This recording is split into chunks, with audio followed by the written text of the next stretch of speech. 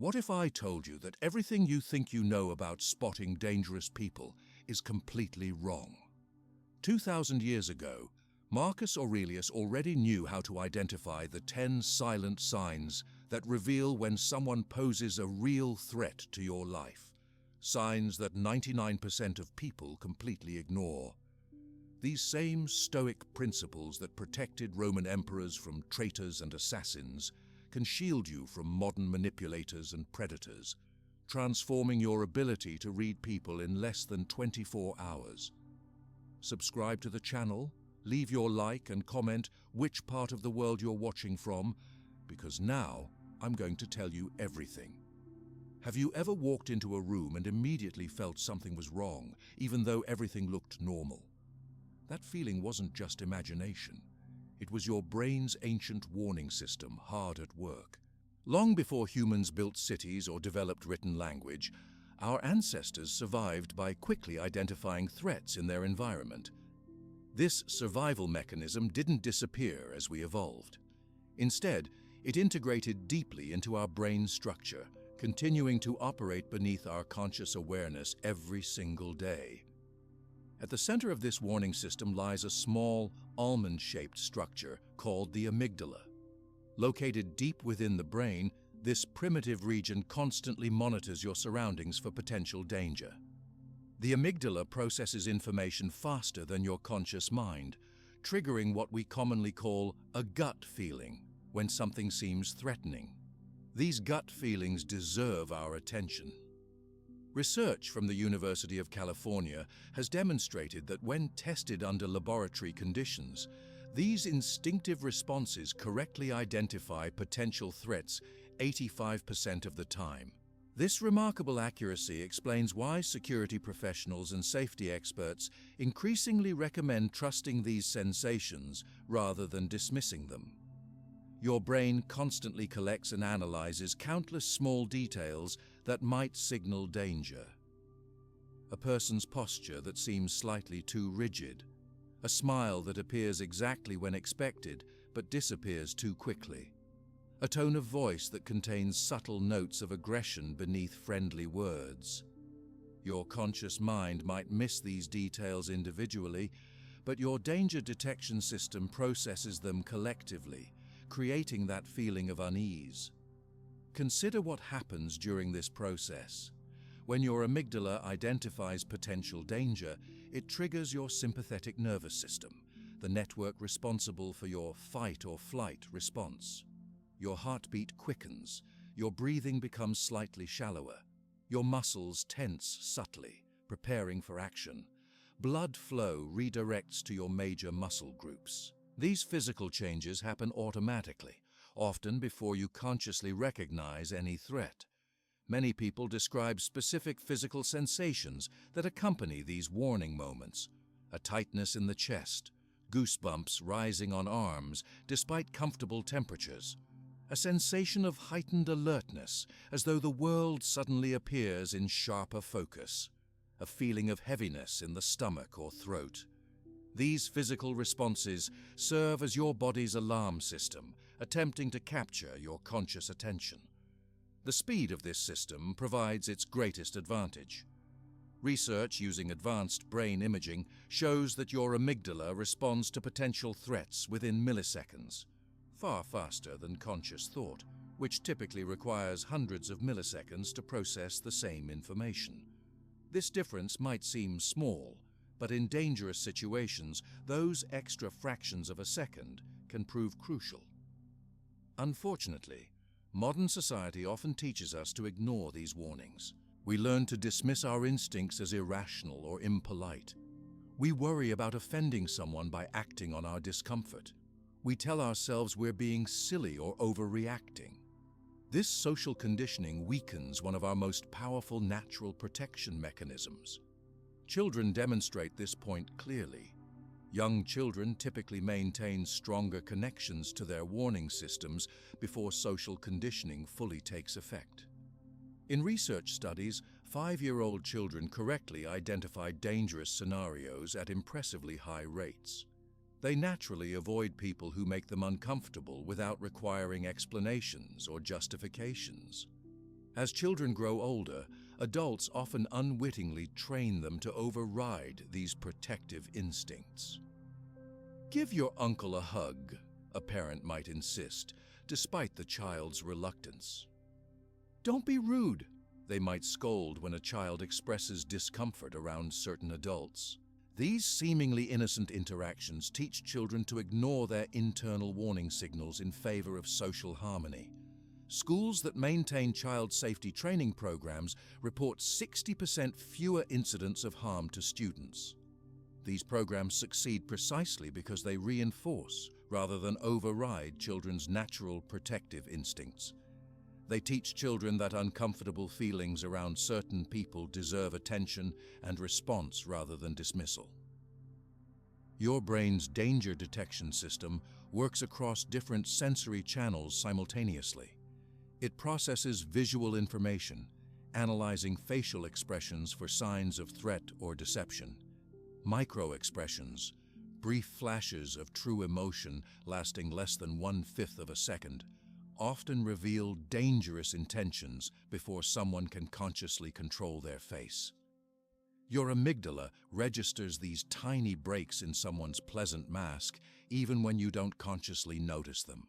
Your auditory system similarly detects subtle warning signs in speech patterns, slight hesitations before answering direct questions, tone mismatches, where words sound friendly but underlying vocal qualities communicate aggression, volume control issues, where someone speaks too loudly or too softly for the social context. These sound patterns trigger your warning system when they deviate from expected norms. Even your sense of smell contributes to this warning network. Research demonstrates that humans can unconsciously detect the chemical signatures of fear or aggression in others' body odor. This ability makes evolutionary sense. Our ancestors benefited from knowing when others nearby experienced fear or prepared for attack. The strength of your personal warning system varies based on several factors. Previous experiences with danger can either enhance or diminish your sensitivity. People who survive dangerous situations often develop heightened awareness, their brains becoming more attuned to subtle threat signals. Conversely, long-term exposure to danger sometimes numbs this system, requiring stronger signals to trigger protective responses. Your current physical and emotional state also affects your danger detection abilities. Fatigue, alcohol, certain medications, extreme stress, or emotional distress can temporarily dampen your warning system's effectiveness. This explains why dangerous people often approach potential victims during vulnerable moments or in locations associated with decreased alertness, such as bars or late-night settings. Training can significantly enhance your natural danger detection abilities. Law enforcement officers, security personnel, and military members receive specific instruction in recognizing subtle threat indicators. This training doesn't replace their instinctive responses, but rather brings those responses into conscious awareness, allowing for faster and more appropriate reactions. Regular people can similarly strengthen their warning systems through practice and attention. Simply acknowledging these feelings when they occur, rather than dismissing them, maintains the connection between your conscious mind and your amygdala's alerts. Regularly reflecting on situations that triggered discomfort helps identify specific behaviors that your brain flags as potentially dangerous. Understanding the science behind your brain's warning system offers several practical advantages. First, it validates experiences many people dismiss as irrational. That unexplained discomfort around certain individuals has biological roots in your brain's protection mechanisms. Second, it encourages appropriate responses to these warning signs rather than ignoring them due to social pressure or self-doubt. Most importantly, recognizing your brain's warning capabilities helps you protect yourself before danger becomes obvious. By responding to early, subtle warning signs, you can avoid situations before they escalate to clear threats. This proactive approach to personal safety works more effectively than waiting for obvious danger signals that might come too late for preventive action. Your amygdala and associated warning systems evolved over millions of years specifically to keep you safe in uncertain environments. This sophisticated danger detection network operates continuously, requiring no conscious effort or activation. Its automatic nature provides protection even when your conscious attention focuses elsewhere. The next time you experience that unexplained feeling of discomfort around someone despite their seemingly normal behavior, consider what your brain might be detecting beneath the surface. Those physical sensations and emotional responses contain important information worth acknowledging. Your instinctive reactions deserve respect rather than dismissal. They represent one of your most ancient and reliable protection systems at work. Understanding these warning signals forms the foundation for recognizing dangerous people before they reveal harmful intentions. While your brain already detects these signals automatically, bringing this awareness into conscious thought allows you to make better decisions about who deserves your trust and who warrants caution. This knowledge doesn't create paranoia, but rather empowers you to navigate social interactions with greater awareness and appropriate boundaries. Chapter 2. Body Language. Red flags. Have you ever noticed someone saying friendly words, while their bodies seem to tell a completely different story? While our brains process danger signals automatically, as we explored earlier, we can become even safer by consciously recognizing specific body language patterns that reveal hidden intentions. Our previous discussion of the brain's warning system provides the foundation for understanding these visible signals. Your amygdala often detects these subtle cues automatically, triggering those gut feelings of discomfort. By learning to consciously recognize these same signals, you transform vague unease into clear, actionable information. Eye contact provides one of the most reliable indicators of potential danger. Dangerous individuals typically display one of two extreme patterns, either too much eye contact or deliberately avoiding it at key moments. Excessive eye contact appears as an unblinking predatory stare that continues uncomfortably long, creating a sensation of being assessed rather than engaged with. This unnatural gaze often feels intrusive or dominating rather than connecting.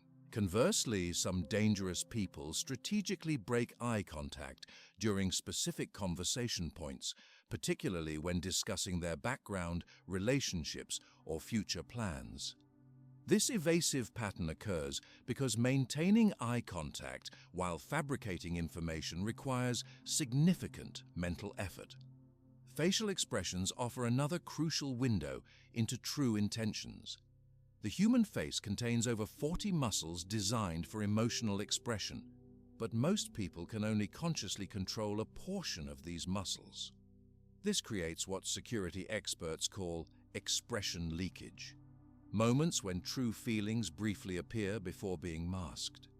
In genuinely friendly interactions, a person's entire face participates in their expressions. Their eyes crinkle during smiles, their forehead relaxes, and their expressions flow naturally between emotional states. Dangerous individuals frequently display what behavioral scientists term split-face expressions, where the mouth forms appropriate expressions while the eyes remain cold and calculating. This disconnection happens because voluntary facial muscles around the mouth respond to conscious control, while the muscles surrounding the eyes typically activate only with genuine emotion. This creates the unsettling impression of a mask rather than authentic expression. Timing also matters significantly in facial expressions. Natural expressions emerge, peak, and fade smoothly. When someone manufactures expressions for manipulation, they often appear too suddenly, hold too long without natural fluctuation, or disappear abruptly when they believe you're not watching. Pay particular attention to these timing irregularities. They signal deliberate emotional performance rather than genuine reaction.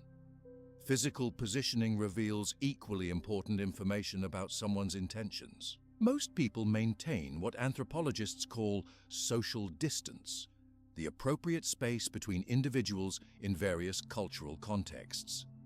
Dangerous people frequently violate these unspoken boundaries as a testing mechanism. They might stand slightly too close during conversations, position themselves between you and exits, or gradually encroach on your personal space to assess your boundary enforcement. These space violations serve multiple purposes. First, they test your willingness to defend boundaries. Someone who doesn't object to small space violations likely won't resist larger violations later. Second, close positioning establishes psychological dominance. Third, it creates physical advantages if the situation escalates to harm. Pay attention when someone consistently positions themselves in doorways, sits in seats that allow them to watch everyone while keeping their back protected, or moves to physically isolate you from others. Hand movements provide critical safety information that many people overlook. In non-threatening interactions, people generally display their hands naturally during conversation, using open gestures that remain visible. Dangerous individuals often exhibit distinctive hand patterns, concealing their hands in pockets, repeatedly checking or touching concealed areas that might hide weapons, or positioning hands in ways that enable quick grabbing or striking movements. Excessive fidgeting particularly deserves attention when it contrasts with otherwise controlled behavior. This combination often indicates extreme internal tension masked by attempted external control. Research from law enforcement shows that many people who plan harmful acts display this tension-control contrast shortly before acting. Their bodies reveal the stress their words attempt to hide. Stance and positioning communicate preparation for movement. Most relaxed social interactions involve balanced, open postures where weight distributes evenly. Watch for what security professionals call a bladed stance, standing slightly sideways with dominant side positioned away. This seemingly casual position actually prepares someone for quick forward movement while protecting their center. Combat training programs worldwide teach this stance specifically because it enables rapid aggressive action while appearing non-threatening. Micro-expressions, facial expressions lasting less than 1/5 of a second, provide perhaps the most reliable indicators of hidden intentions. These ultra-brief expressions occur when someone experiences genuine emotion but immediately suppresses it. Common danger-indicating micro-expressions include flashes of anger when questioned, momentary contempt when discussing others, or brief disgust when social boundaries are mentioned. These expressions appear and vanish so quickly that most people miss them consciously, though their warning system still registers them subconsciously. With practice, you can learn to consciously recognize these fleeting expressions. Start by focusing completely on a person's face during conversations, particularly when discussing topics that might trigger emotional responses. Over time, you'll begin noticing these brief emotional flashes before suppression occurs. Each successfully spotted micro-expression provides valuable information about someone's true feelings beneath their controlled presentation. Environmental scanning behavior reveals someone's true focus despite their conversational engagement. During normal social interactions, people primarily focus on the person they're speaking with, occasionally glancing elsewhere, but returning their attention to the conversation. Dangerous individuals frequently demonstrate what security professionals call continuous environmental monitoring, constantly scanning surroundings while maintaining surface-level conversation. This scanning serves several purposes. They assess potential witnesses, identify escape routes, check for security measures, and locate possible weapons of opportunity. Their attention remains divided between you and these environmental factors. This split attention creates subtle conversational disruptions, slight delays in responses, missed social cues, or momentary blank expressions when asked unexpected questions. dangerous people often demonstrate unusual mirroring behaviors. Normal mirroring, the natural tendency to subtly match others' postures and movements during positive interactions, happens unconsciously and incompletely. Dangerous individuals frequently employ deliberate, excessive mirroring as a manipulation technique.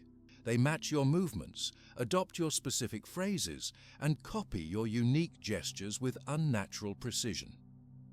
This calculated mimicry attempts to create artificial rapport and lower your defenses by triggering subconscious feelings of similarity and connection. Physical blocking techniques appear in both conversation and movement patterns. During discussions, potentially dangerous people often interrupt or speak over others, particularly when sensitive topics arise. Physically, they may subtly position themselves to block direct paths or clear sight lines. They create what security experts call funneling, environmental arrangements that limit movement options without appearing obviously restrictive. Autonomic nervous system responses provide involuntary physical signals that someone experiences stress or prepares for aggression. These include changes in breathing patterns, shifting from regular breathing to either shallow breathing or deliberately controlled patterns. Pupil dilation, pupils enlarging despite consistent lighting, increased swallowing or throat clearing, and flushing or blanching of facial skin. These physiological changes occur outside conscious control, revealing internal states despite attempted concealment. Dangerous individuals often display what behavioral scientists call unmatched affect, emotional responses that don't fit the situation. They might laugh at serious topics, remain unnaturally calm during emotionally charged situations, or display anger at minor inconveniences. This emotional misalignment happens because they respond to internal calculations rather than the shared social reality. Their reactions reflect their strategic thinking rather than natural emotional engagement. Clothing and accessory adjustments sometimes indicate concealed weapons or preparation for physical action. Repeated checking or adjusting of specific areas, particularly around waistbands, ankles, or underjackets, may signal hidden items. Unnecessary clothing layers in warm weather can conceal weapons or tools. Constant adjustment of sleeve length sometimes indicates preparation to prevent clothing restriction during aggressive movement. Dangerous people frequently employ distancing language when discussing previous problematic behavior. They use passive voice, "mistakes were made," rather than "I made mistakes," speak in hypotheticals about concrete past events, or employ what linguists call nominalizations, turning actions into abstract nouns to remove themselves from direct responsibility. These language patterns accompany distinctive body language cues like increased blinking, throat clearing, or sudden stillness. The predictive power of these body language signals increases dramatically when multiple indicators appear together. A single unusual behavior might have innocent explanations. Multiple red flags appearing simultaneously significantly raises concern levels. Security professionals call this clustering, the appearance of several warning signs within short time frames. When you observe these clusters, your response should intensify accordingly. Understanding these non-verbal danger signals doesn't mean becoming perpetually suspicious. Most people you encounter don't harbor harmful intentions.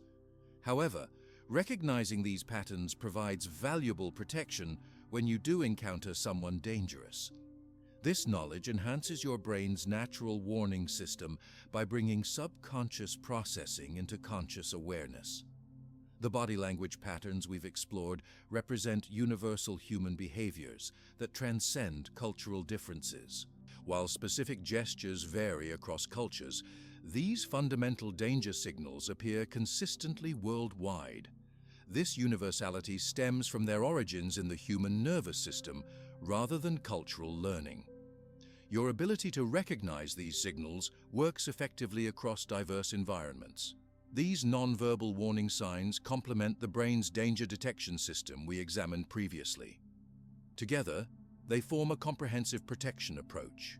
Your amygdala providing automatic alerts while your conscious mind identifies specific concerning behaviors.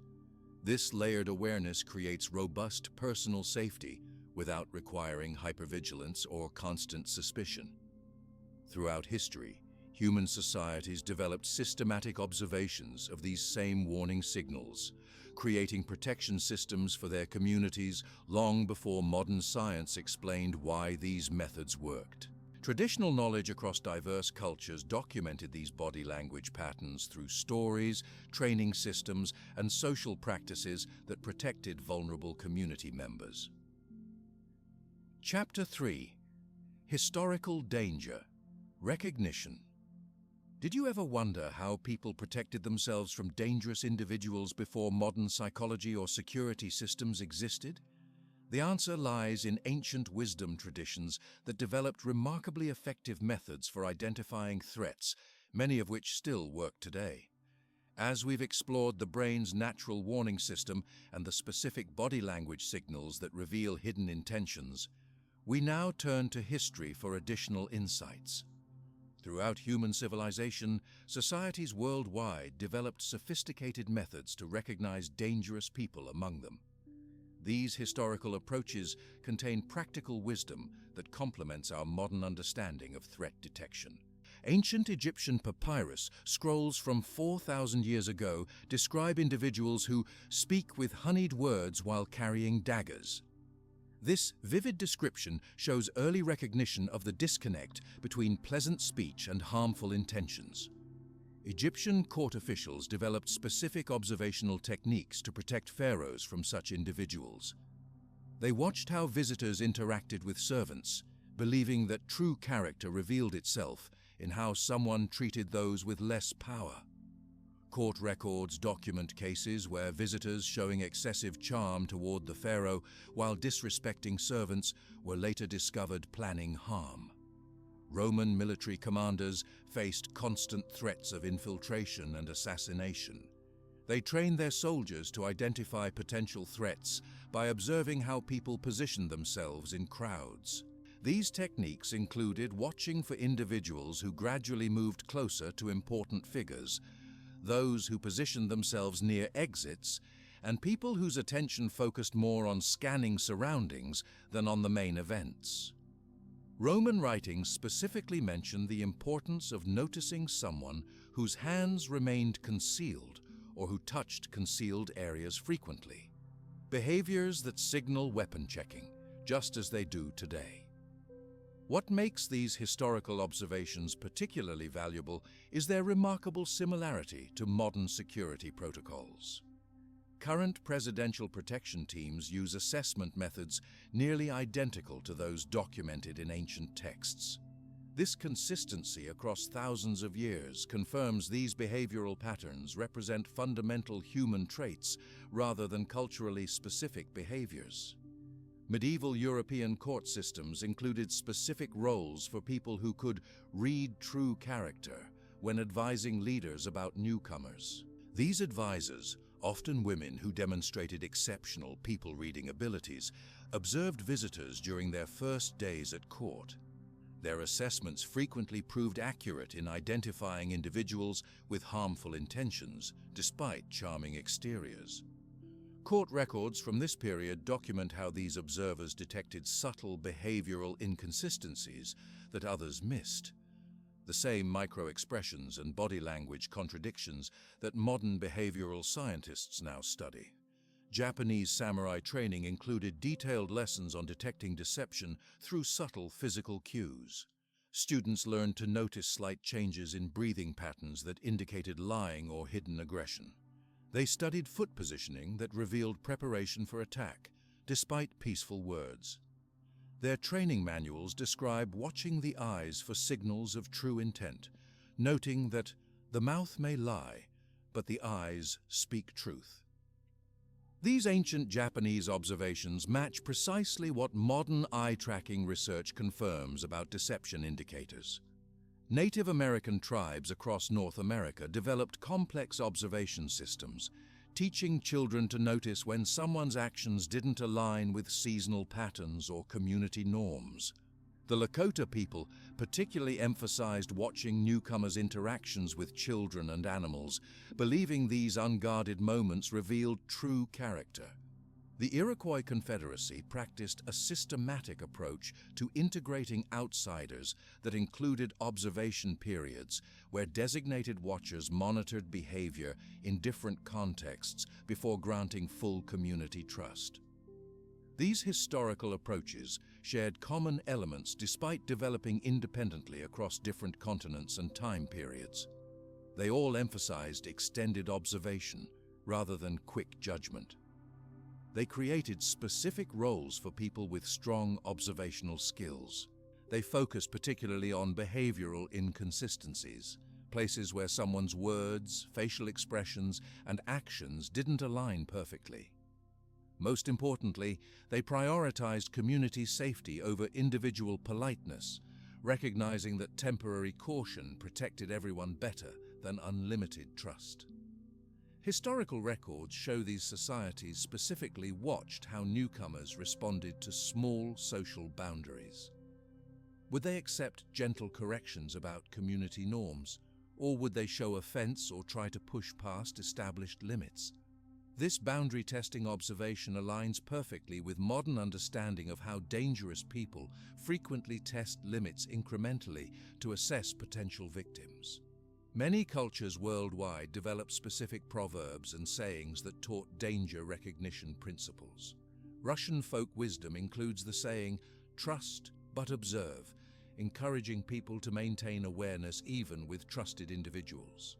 Ancient Chinese writings advise watching feet rather than words to recognize true intentions.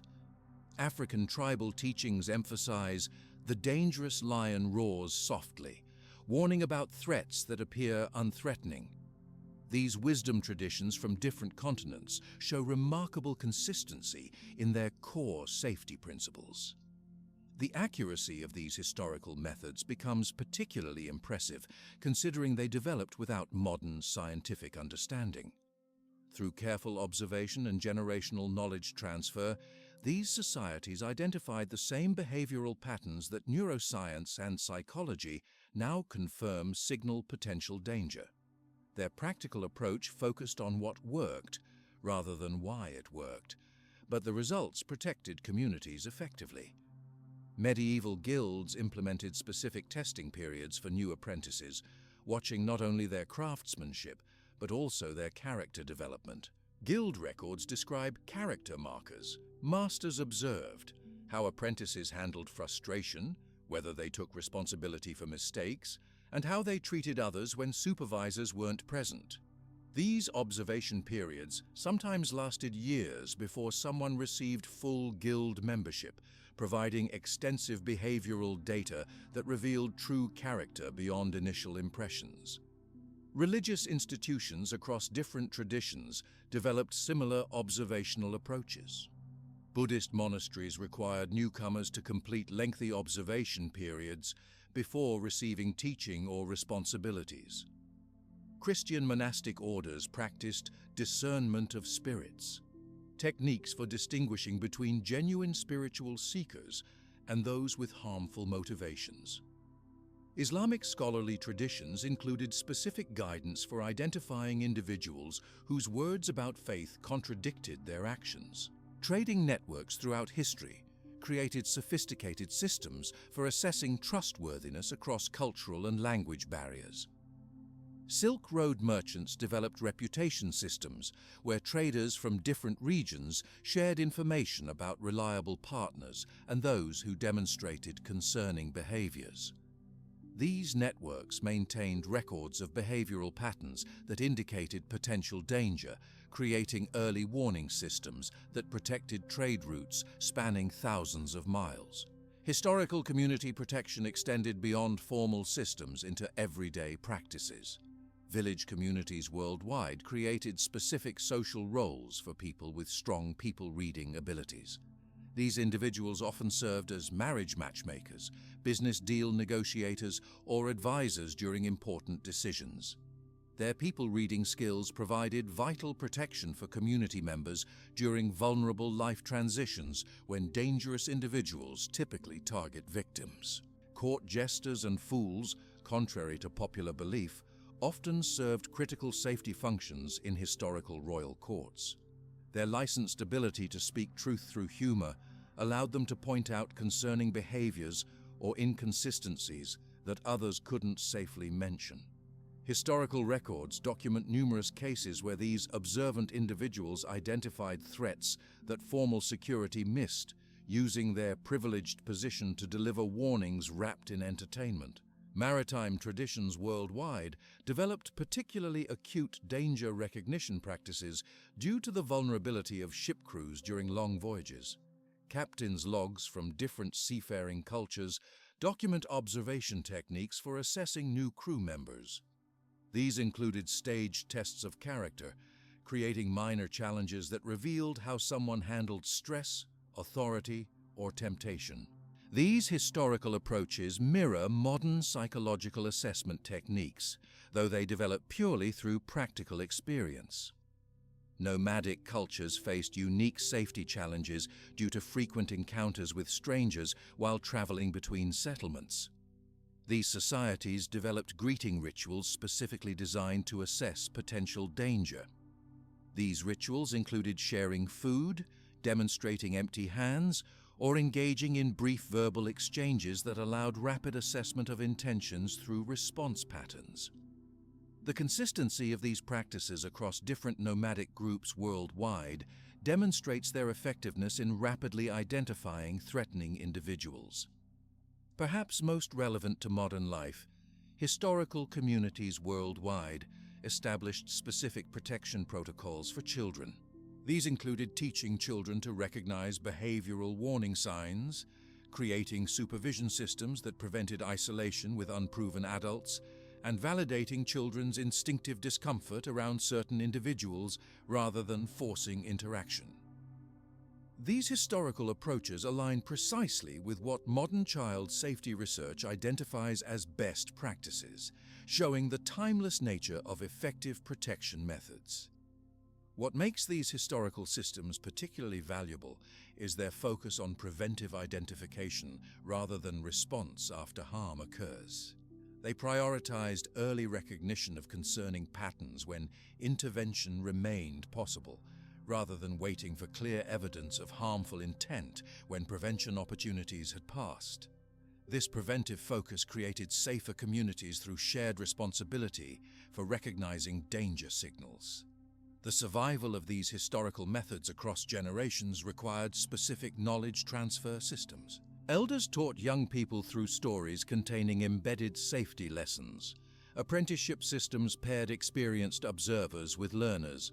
Community rituals created opportunities to practice observation skills while establishing cultural expectations about appropriate behavior. These knowledge transfer methods ensured vital safety information passed between generations despite lacking formal educational structures. These historical approaches validate much of what we've explored about the brain's warning system and body language signals. When historical wisdom and modern science reach the same conclusions through entirely different methods, the reliability of those findings strengthens significantly. The body language patterns we examined previously match precisely what historical observers documented across different cultures and time periods. The consistency of these observations across different historical contexts suggests these danger signals represent fundamental human patterns rather than culturally specific behaviors. From ancient Egypt to medieval Europe, from Japanese samurai training to Native American tribal practices, the same core warning signs appear repeatedly. This cross-cultural consistency makes these historical approaches particularly valuable for modern danger recognition. As our exploration of danger recognition continues, these historical approaches offer valuable perspective on modern manipulation tactics. Many techniques dangerous people use today appeared in historical records from centuries or even millennia ago. Understanding these historical patterns helps us recognize when ancient manipulation tactics reappear in modern contexts, often using new technologies, but following the same fundamental strategies that dangerous individuals have employed throughout human history. Chapter 4: Manipulation. Tactics and patterns. Why do intelligent, confident people sometimes end up controlled by someone who means them harm? The answer lies in specific manipulation patterns that dangerous people use across every culture and time period. These tactics follow such predictable stages that security experts can often identify them from just a brief description of someone's behavior. Our exploration of danger detection has covered how our brains naturally warn us about potential threats, the body language signals that reveal hidden intentions, and historical recognition methods developed across civilizations. Building on this foundation, we now examine the specific manipulation tactics dangerous people use to establish control over others. The isolation technique stands as perhaps the most fundamental manipulation pattern. This process begins subtly with seemingly reasonable requests that gradually separate you from support networks. A dangerous person might suggest private meetings to talk without distractions. They might express concerns about your friends with comments like, "I'm worried about how Sarah treats you," or "Your family seems very controlling." Each statement sounds caring while planting seeds of doubt about your relationships. As isolation progresses, dangerous people often manufacture scheduling conflicts with your planned activities. They create emergencies requiring your immediate attention precisely when you have plans with others. They express disappointment or hurt feelings when you maintain outside relationships. The isolation happens so gradually that many victims don't recognize it until they find themselves cut off from previous support networks. This isolation serves multiple strategic purposes. It removes external perspectives that might question the manipulator's behavior. It creates dependence by making the manipulator your primary emotional connection. It prevents others from witnessing concerning behaviors. Most importantly, it eliminates the protection that comes from community connection, the same protection historical societies established through their observation systems. Financial entanglement creates another form of control through carefully structured dependency. This pattern often begins with unexpected generosity, offers to help with expenses, valuable gifts, or loans during difficult times. These initial gestures appear as kindness, while establishing both psychological and practical obligation. As the relationship progresses, financial control increases. The dangerous person might suggest combining accounts to simplify things. They might encourage financial decisions that increase your dependency, such as leaving jobs or taking on debt for shared purchases. They often discourage financial independence with statements like, "You don't need to worry about money," or "I enjoy taking care of these things for us." The real purpose behind financial entanglement becomes apparent when you attempt to establish boundaries or express concerns about the relationship. At this point, the dangerous person reveals the strings attached to their previous generosity. They remind you of financial obligations, threaten economic consequences, or use shared assets as leverage. This financial control makes leaving the relationship significantly more difficult, creating practical barriers beyond emotional manipulation. Information collection represents another systematic manipulation tactic. Dangerous people gather details about your life, vulnerabilities, passwords, embarrassing moments, or personal struggles, information that initially seems collected out of interest or care. They ask extensive questions about your past, your fears, your relationships, and your insecurities, showing apparent deep interest in understanding you completely. This information later becomes ammunition for control. The dangerous person uses your personal disclosures to predict your reactions, exploit your vulnerabilities, or threaten exposure of private information. They leverage knowledge of your previous trauma or insecurities to trigger emotional responses that override rational decision-making. What initially felt like intimate sharing transforms into precise targeting of your psychological weak points. Particularly concerning dangerous people often collect compromising information intentionally. They may encourage behavior they can later use against you, create situations where you break your own moral standards, or document embarrassing moments. This manufactured evidence serves as powerful leverage for future control, preventing you from seeking help due to fear of exposure or judgment. Intermittent reinforcement creates perhaps the most powerful psychological dependency in manipulation relationships. This process involves unpredictable cycles of approval and criticism, creating an addiction-like attachment pattern. During positive phases, the dangerous person offers extreme validation, affection, and apparent understanding.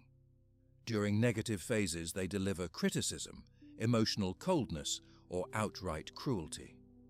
The unpredictability of these cycles creates stronger attachment than consistent positive treatment would. Research in behavioral psychology shows that unpredictable rewards create more powerful motivation than consistent rewards, the same principle that makes gambling addictive. Victims find themselves working increasingly hard for brief moments of approval, accepting progressively worse treatment while hoping to recapture the positive connection from earlier interactions. This intermittent reinforcement pattern explains why many intelligent, capable people remain in harmful relationships despite obvious warning signs. The biochemical reward system in their brains becomes conditioned to pursue the manipulator's approval despite increasing costs to their well-being, creating attachment bonds that override rational assessment of the situation. The boundary testing process represents one of the most reliable early warning signs of dangerous intent. This pattern starts with small violations to measure your resistance. The dangerous person might stand slightly too close, ask inappropriately personal questions, make mildly offensive comments, or show up uninvited, behaviors that cross social norms but not severely enough to justify strong reactions. If you accept these small violations without objection, the boundary testing gradually increases in severity. Each successful violation establishes that you won't defend that particular boundary, creating permission for further intrusion. This incremental progression explains why many dangerous relationships become severely harmful despite beginning with only minor concerning behaviors. Each unchallenged boundary violation opens the door to the next level of intrusion. This testing process serves two purposes. First, it identifies individuals willing to accept boundary violations, helping dangerous people select suitable targets. Second, it systematically dismantles normal protective boundaries, creating progressive permission for increasingly controlling behavior. The gradual nature of this process makes each individual step seem insignificant, while the cumulative effect fundamentally transforms the relationship dynamic. Crisis manufacturing creates situations that bypass your normal decision-making processes, forcing quick choices without proper consideration. Dangerous people frequently create artificial emergencies that require immediate action, urgent decisions, or instant commitment. These manufactured crises might involve health concerns, financial emergencies, relationship ultimatums, or time-limited opportunities. These situations work by activating your sympathetic nervous system, your body's emergency response network. Under stress, blood flow redirects away from your prefrontal cortex, the brain region responsible for critical thinking and long-term planning. This physiological change impairs your ability to evaluate situations carefully, making you more likely to accept the dangerous person's interpretation and proposed solutions. The pattern typically includes preventing you from seeking outside perspectives during the crisis. The dangerous person emphasizes urgency while discouraging you from consulting friends, family, or professionals who might question their interpretation or proposed solutions. This isolation during crucial decision points creates perfect conditions for manipulation by removing alternative viewpoints. Identity erosion tactics gradually replace your self-image with the dangerous person's definition of you. This subtle process begins with seemingly supportive statements that actually contain hidden criticism, such as, "You're so much better than your friends," or "I'm the only one who truly appreciates your potential." These statements position the manipulator as your unique supporter while subtly suggesting something is wrong with you. As the relationship progresses, the criticism becomes more explicit while remaining mixed with occasional praise. The dangerous person might regularly point out your flaws, criticize your decisions, or question your perceptions. They often focus particularly on attributes that previously gave you confidence or independence. This targeted criticism gradually diminishes your self-trust while increasing dependence on the manipulator's approval. The process culminates in a comprehensive redefinition of your identity. Victims frequently report feeling unrecognizable to themselves after extended exposure to identity erosion tactics. They adopt the manipulator's definitions of their capabilities, worth, and reality. This profound identity disruption explains why many people struggle to leave dangerous relationships even when they recognize the harm occurring. They no longer trust their own perceptions or believe in their capacity for independence. These manipulation tactics rarely appear in isolation. Dangerous people typically employ multiple patterns simultaneously, creating interlocking systems of control. The isolation technique supports information collection by removing external perspectives that might question inappropriate inquiries. Financial entanglement makes boundary violations more difficult to resist due to practical dependencies. Crisis manufacturing creates opportunities for identity erosion by forcing decisions under pressure that later become evidence of your poor judgment. What makes these tactics particularly effective is their incremental nature.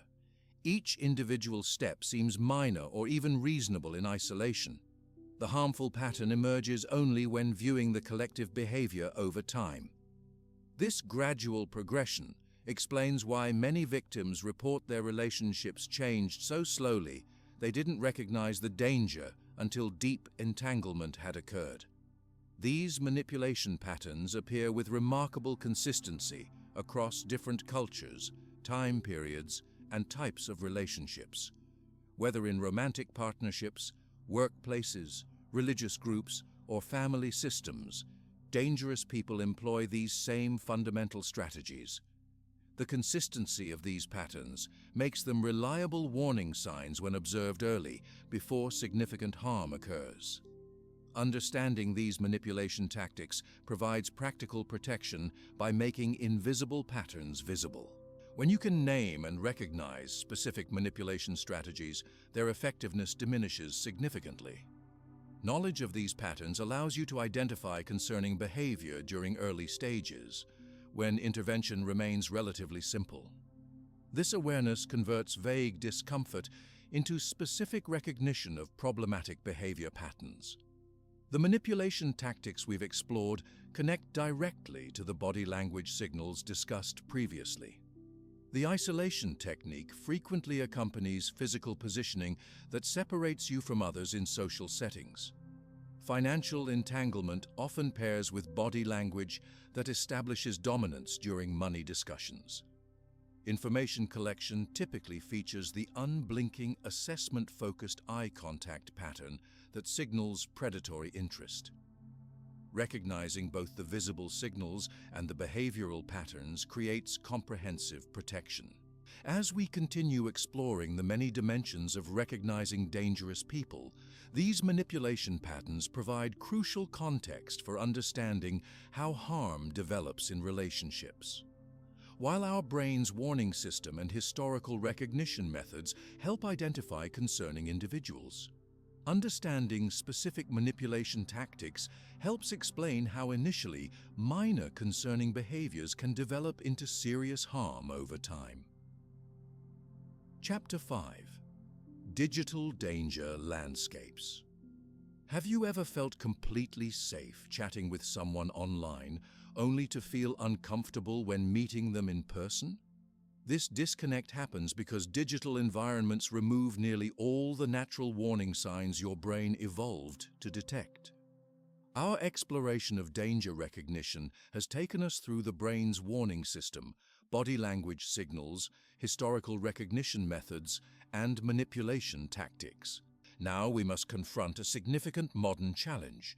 Technology has fundamentally changed how dangerous people approach potential victims, creating entirely new pathways for harm while removing traditional safety barriers.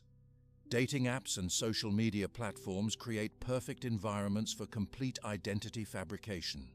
Unlike previous generations where community knowledge provided natural background checks, digital platforms allow anyone to create entirely new personas without verification. A Stanford University study found that 28% of dating app users significantly misrepresented their identities, changing their appearance, age, job, or background information to appear more attractive to potential matches. This misrepresentation goes beyond simple exaggeration. Dangerous individuals strategically create online personas specifically designed to appeal to particular victim types. They study profiles to identify vulnerabilities, interests, and desires, then construct matching personalities that appear perfectly aligned with potential targets. This calculated approach allows them to bypass the natural wariness people might feel towards strangers by presenting as the ideal partner. Criminal backgrounds remain completely invisible during online interactions. Previous generations benefited from community knowledge networks, where information about concerning behavior spread through social connections, creating natural protection systems. These informal background checks no longer function in digital environments where someone can interact with hundreds of people while keeping their history entirely concealed. Perhaps most concerning, digital communication eliminates approximately 70% of the information your brain normally uses to evaluate trustworthiness. Your natural danger detection system relies heavily on nonverbal cues, the micro-expressions, body language signals, and vocal tone patterns we explored in earlier discussions. Text messages, emails, and even video calls filter out many of these signals, removing crucial data your brain needs for accurate threat assessment. Without these non-verbal cues, your amygdala cannot activate properly to warn you about potential danger.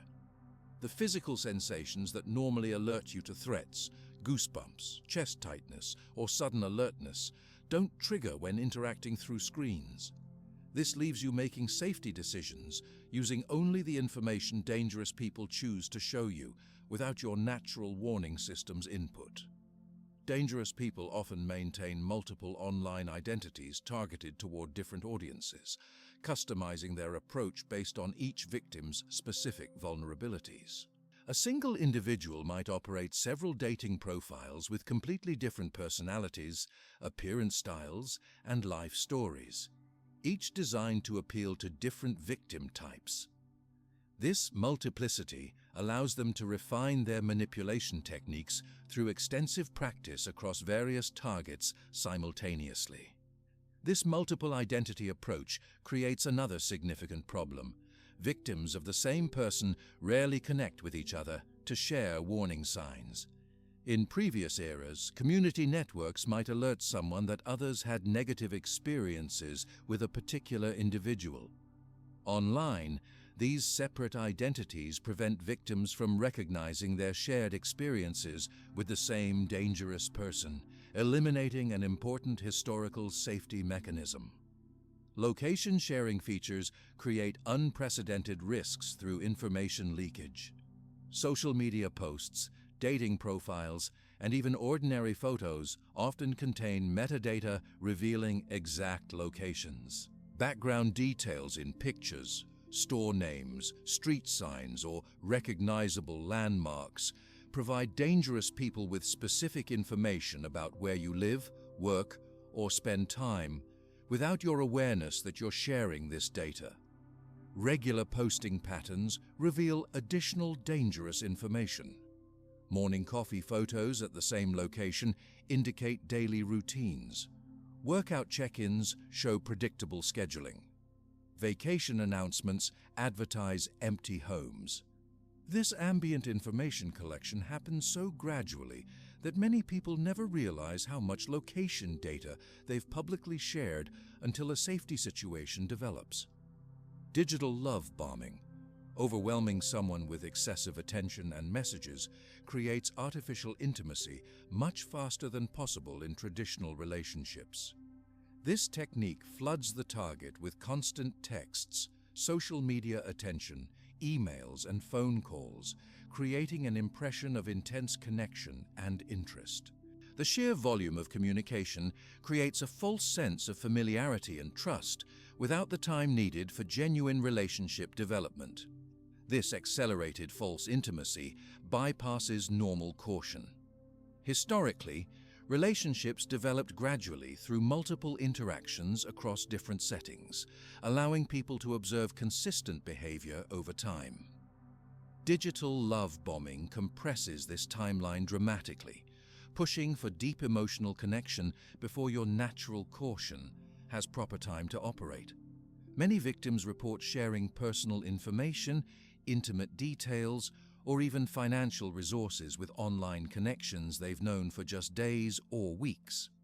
Cyberstalking represents the evolution of stalking behaviors in digital contexts, often beginning with seemingly innocent online research before escalating to monitoring activities and location tracking. The early stages frequently appear as merely getting to know you better through public social media profiles. This can gradually escalate to following all social connections, studying past posts for years back, and systematically building detailed knowledge about your life, preferences, and patterns. As cyberstalking progresses, dangerous individuals often move to more invasive monitoring, creating fake accounts to gain access to private information, installing tracking software on devices during in-person meetings, or using information gathered online to appear coincidentally at your physical locations. The gradual progression makes each step seem only slightly more intrusive than the last, masking the overall pattern until significant privacy violation has occurred. Social media makes this information gathering significantly easier than in previous eras. In just 1 hour of searching public profiles, a determined person can discover your workplace, family members' names, home neighborhood, favorite locations, daily schedule, vacation plans, and personal interests. This information, which would have required weeks of physical surveillance in previous generations, now becomes available instantly without ever alerting the target that information gathering is occurring. The constant connection of digital devices creates unprecedented access to potential victims, allowing dangerous individuals to maintain continuous contact without the natural breaks that previously allowed reflection and perspective.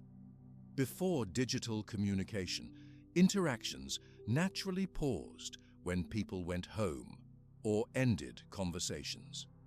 These breaks provided crucial time for intuition to process subtle warning signs and for consultation with trusted friends about concerning behavior.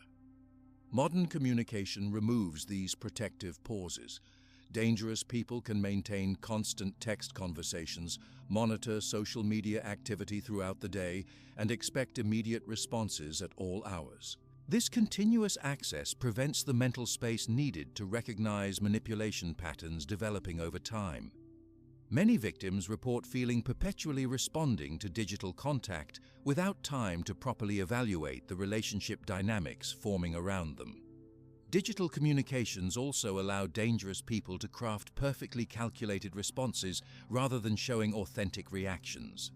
In face-to-face interactions, the pressure of immediate response often reveals true character through spontaneous reactions to unexpected situations. Digital conversations allow unlimited time to construct ideal messages, hiding potential warning signs that would appear in real-time interactions. This manufactured presentation eliminates many of the inconsistencies your brain evolved to detect. The pressure for immediate digital response creates additional vulnerability. Many people report feeling obligated to answer texts or calls immediately, even from new acquaintances. This expectation removes the boundary of response timing that previously provided natural protection.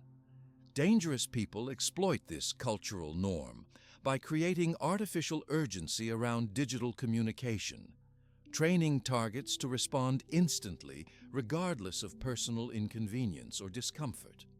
Privacy settings often create false security feelings in digital environments. Many users believe their information remains visible only to approved connections, unaware of how frequently these settings change, how easily they can be circumvented, or how much information remains publicly available despite privacy controls. This misplaced confidence leads to sharing sensitive information under an illusion of security that doesn't actually exist. Digital environments also remove community protection that historical societies established through observation systems. In previous generations, new relationships developed under community observation, with friends and family noticing concerning behaviors and providing feedback. Online relationships often develop in isolation without this protective community oversight.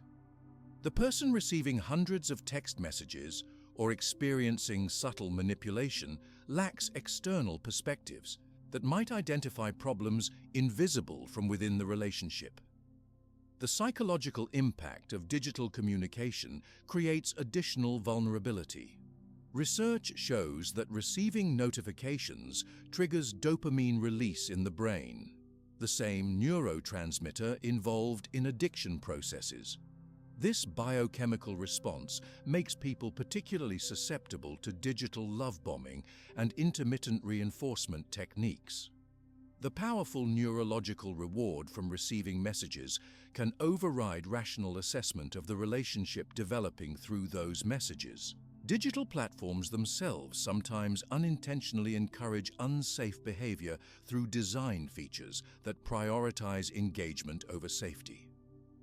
Quick matching systems reward immediate decisions based on minimal information. Message systems emphasize response speed over thoughtful communication. Location features default to sharing rather than privacy. These design choices serve platform business models while undermining traditional caution that developed over centuries of human interaction. Age verification remains particularly problematic across digital platforms. Dangerous individuals can easily misrepresent their age to target younger, more vulnerable users. Despite platform policies prohibiting this behavior, enforcement mechanisms remain inadequate. This creates special risks for younger users who may lack experience recognizing manipulation tactics while facing sophisticated approaches from adults presenting as peers. Financial scams represent another evolution of traditional manipulation tactics in digital environments. Romance scams alone cost victims hundreds of millions of dollars annually worldwide. These schemes follow the same manipulation patterns discussed previously: isolation, intermittent reinforcement, manufactured crises, but operate entirely through digital channels without requiring physical presence. The financial entanglement tactics that historically required face-to-face interaction now work effectively through purely digital relationships. Despite these significant challenges, digital environments also offer unique protection opportunities. The same technologies that create new vulnerabilities can provide verification tools, background check resources, and communication archives that previous generations lacked. The text record of conversations allows review for manipulation patterns that might be missed during emotional interactions. Location sharing with trusted contacts creates safety networks. Reverse image searches can identify false profile pictures.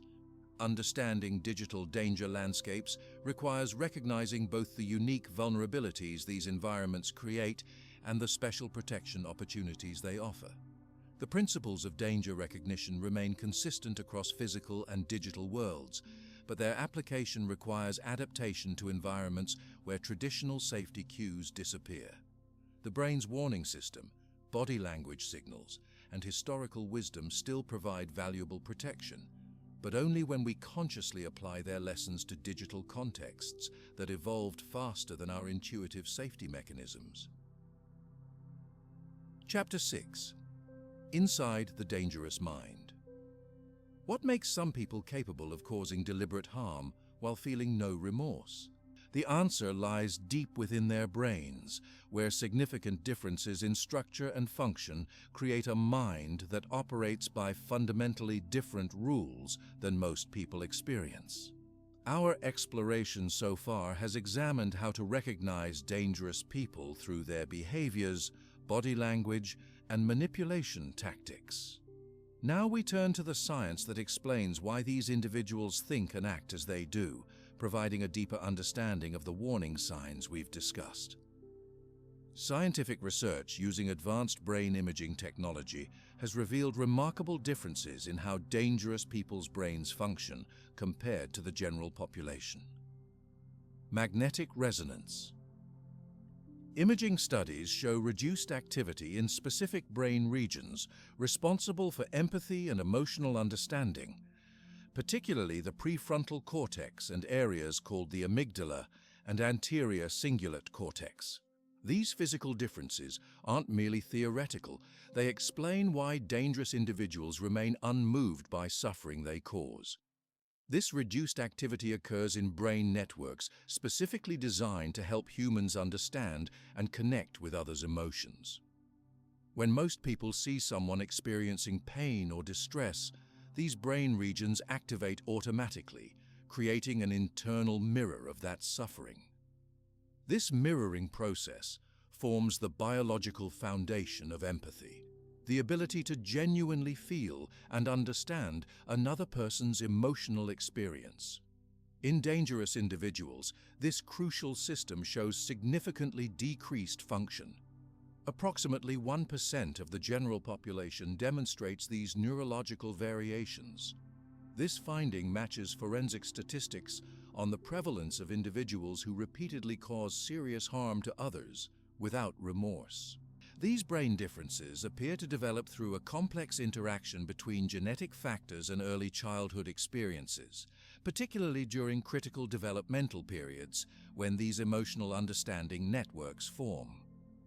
Particularly revealing, dangerous people process facial expressions differently than the general population. While they maintain normal or even enhanced ability to identify anger and disgust in others, they show reduced recognition of fear and sadness.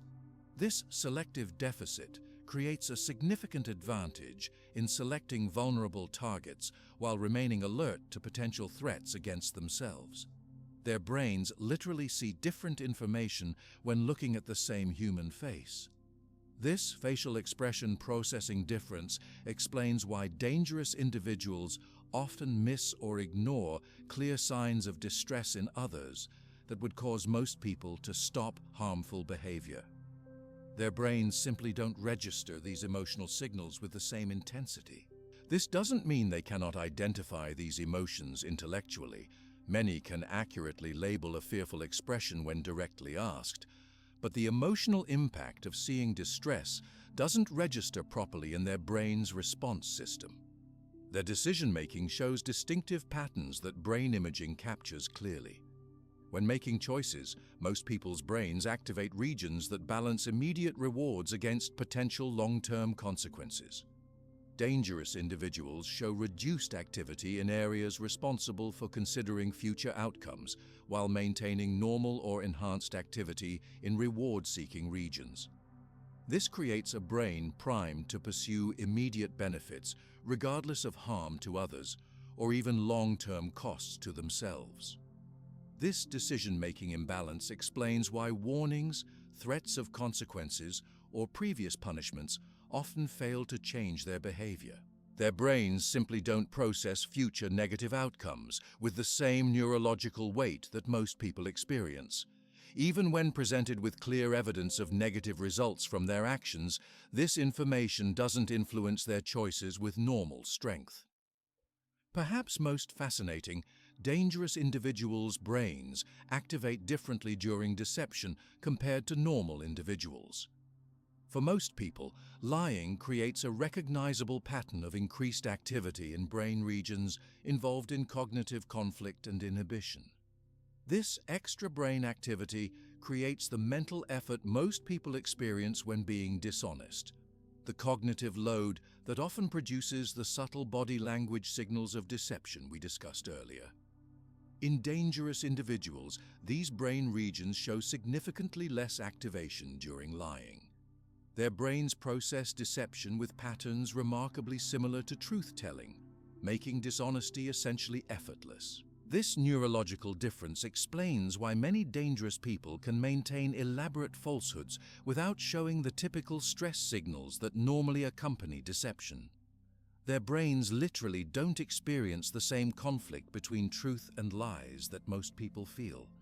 Their brain chemistry often shows imbalances in neurotransmitters that regulate emotional responses and impulse control. Neurotransmitters, the chemical messengers that brain cells use to communicate, play crucial roles in how we experience emotions and control our behavior. Research shows dangerous individuals frequently display abnormal levels of neurotransmitters, including serotonin, dopamine, and norepinephrine. These chemical imbalances affect how emotions register in the brain and how effectively impulses can be controlled. Serotonin particularly influences aggression regulation, with lower levels associated with increased impulsive aggression. Many dangerous individuals show reduced serotonin function, creating a brain environment where aggressive impulses face fewer biochemical constraints. This doesn't mean their behavior is simply a matter of biochemistry. Conscious choice remains involved. But it does create an internal environment where harmful impulses require less effort to act upon. Psychological testing reveals specific thinking patterns that dangerous individuals typically display. They frequently show black and white categorization, seeing people and situations in absolute terms without recognizing complexity or nuance. People become entirely good or entirely bad in their perception, often shifting suddenly from one category to the other. This dichotomous thinking pattern creates the dramatic devaluation phase that often follows initial idealization in relationships with dangerous people. Externalization of blame appears consistently in psychological assessments of dangerous individuals. They demonstrate a persistent pattern of attributing negative outcomes to others' actions while taking minimal responsibility for problems they create. This blame externalization remains remarkably consistent even when presented with clear evidence of their role in creating situations. Their minds automatically redirect responsibility outward, maintaining their self-image regardless of their actions. Perhaps most troubling dangerous individuals demonstrate exceptional ability to justify harmful actions through complex rationalization.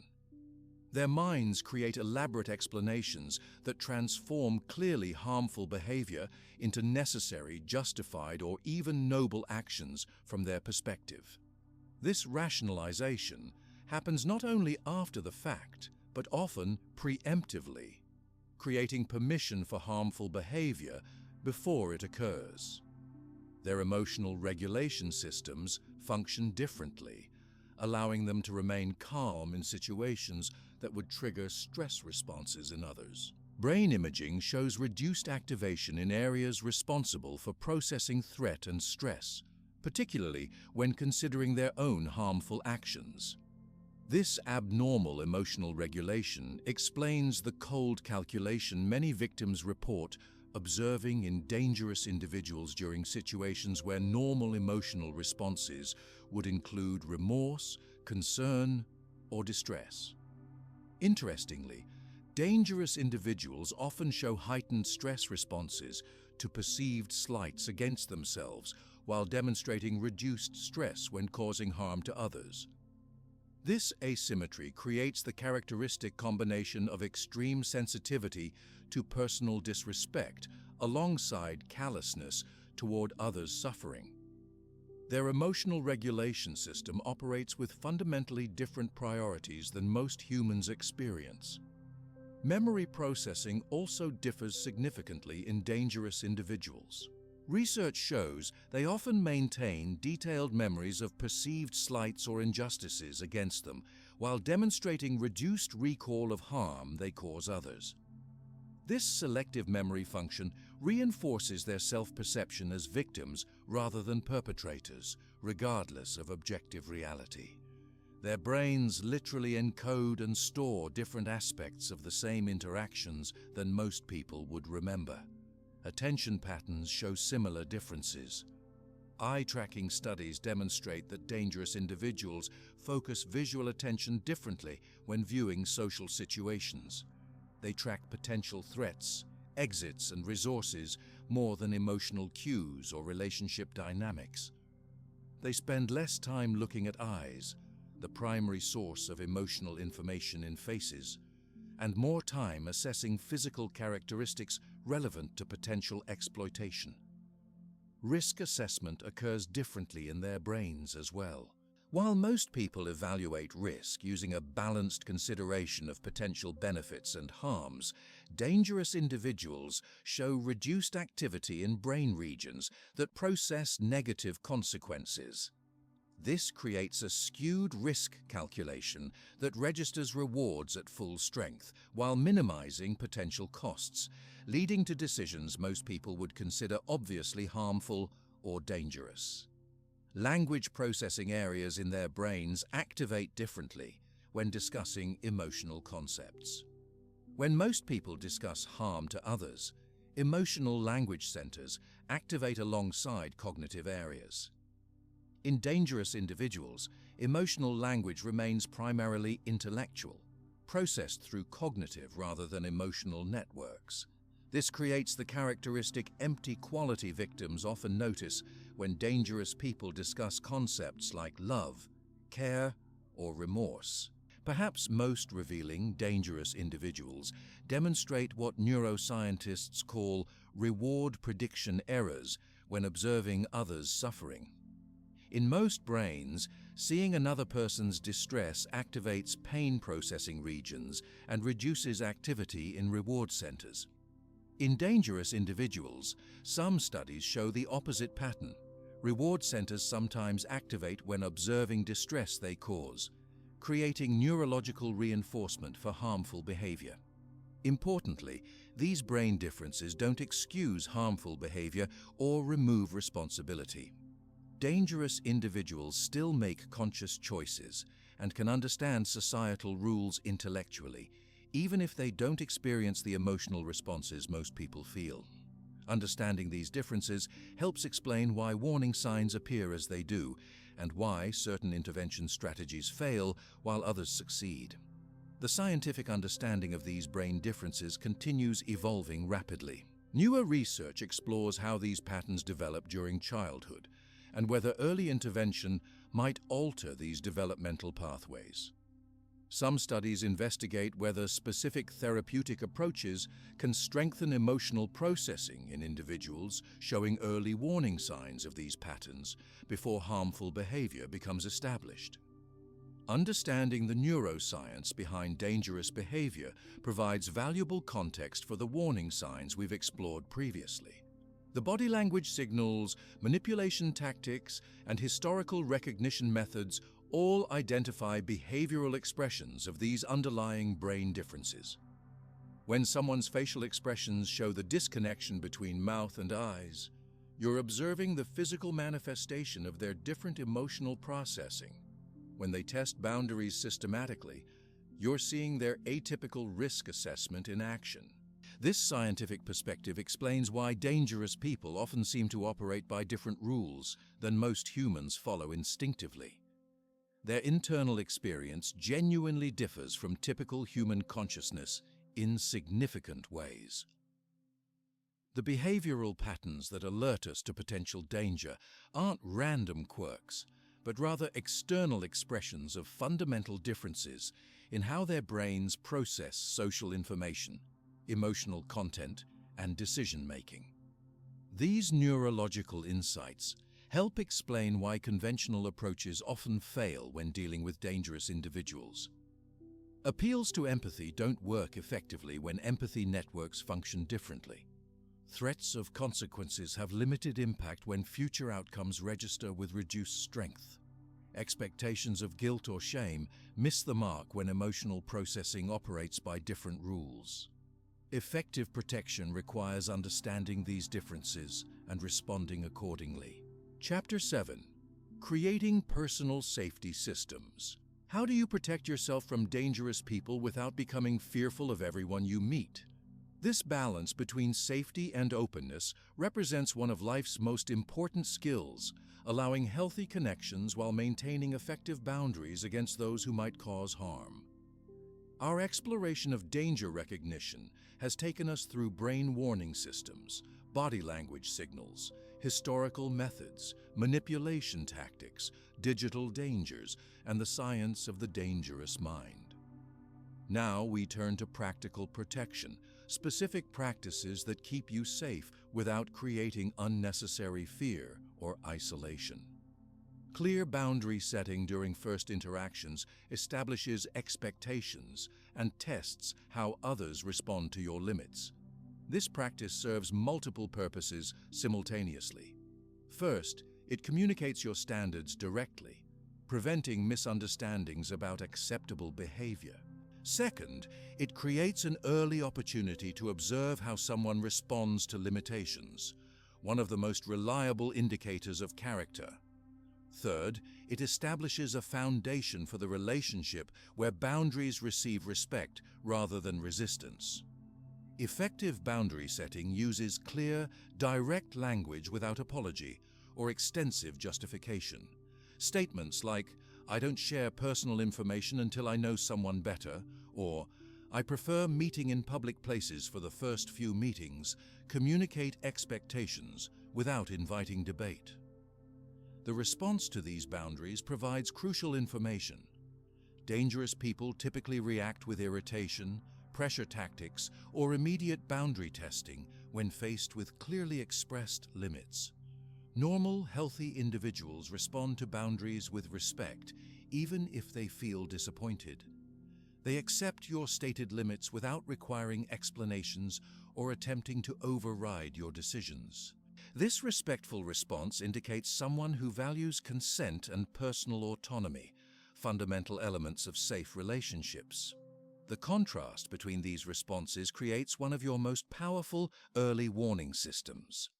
Information verification through independent sources confirms truthfulness before deepening relationships. In our digital age, this practice becomes increasingly important as people can easily present entirely fabricated identities. Basic background checking, confirming key life details, and validating important claims about education, work history, or personal background provides essential reality testing.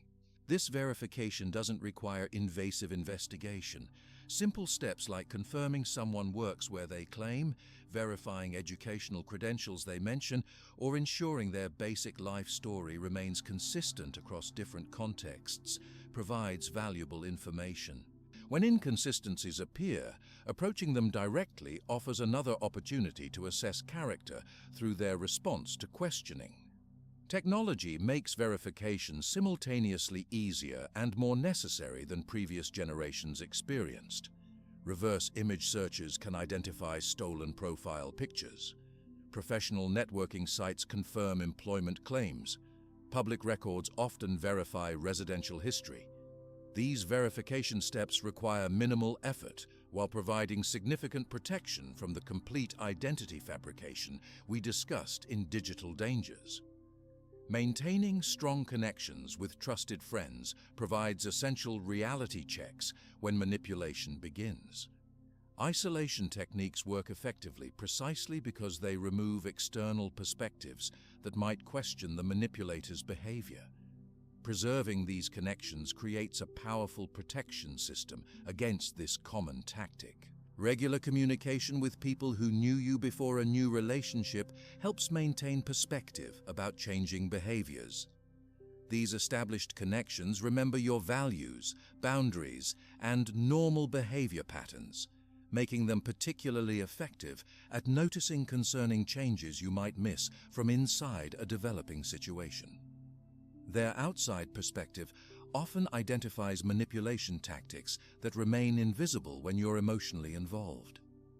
This protection works best when established proactively rather than reactively. Once isolation has begun, reaching out to previously neglected connections becomes increasingly difficult. Maintaining regular contact with several trusted individuals throughout new relationships prevents the isolation tactic from gaining initial traction. When manipulation attempts do occur, these established connections provide immediate support and perspective. Establishing consistent communication patterns with family or friends creates safety nets that activate when these patterns change unexpectedly.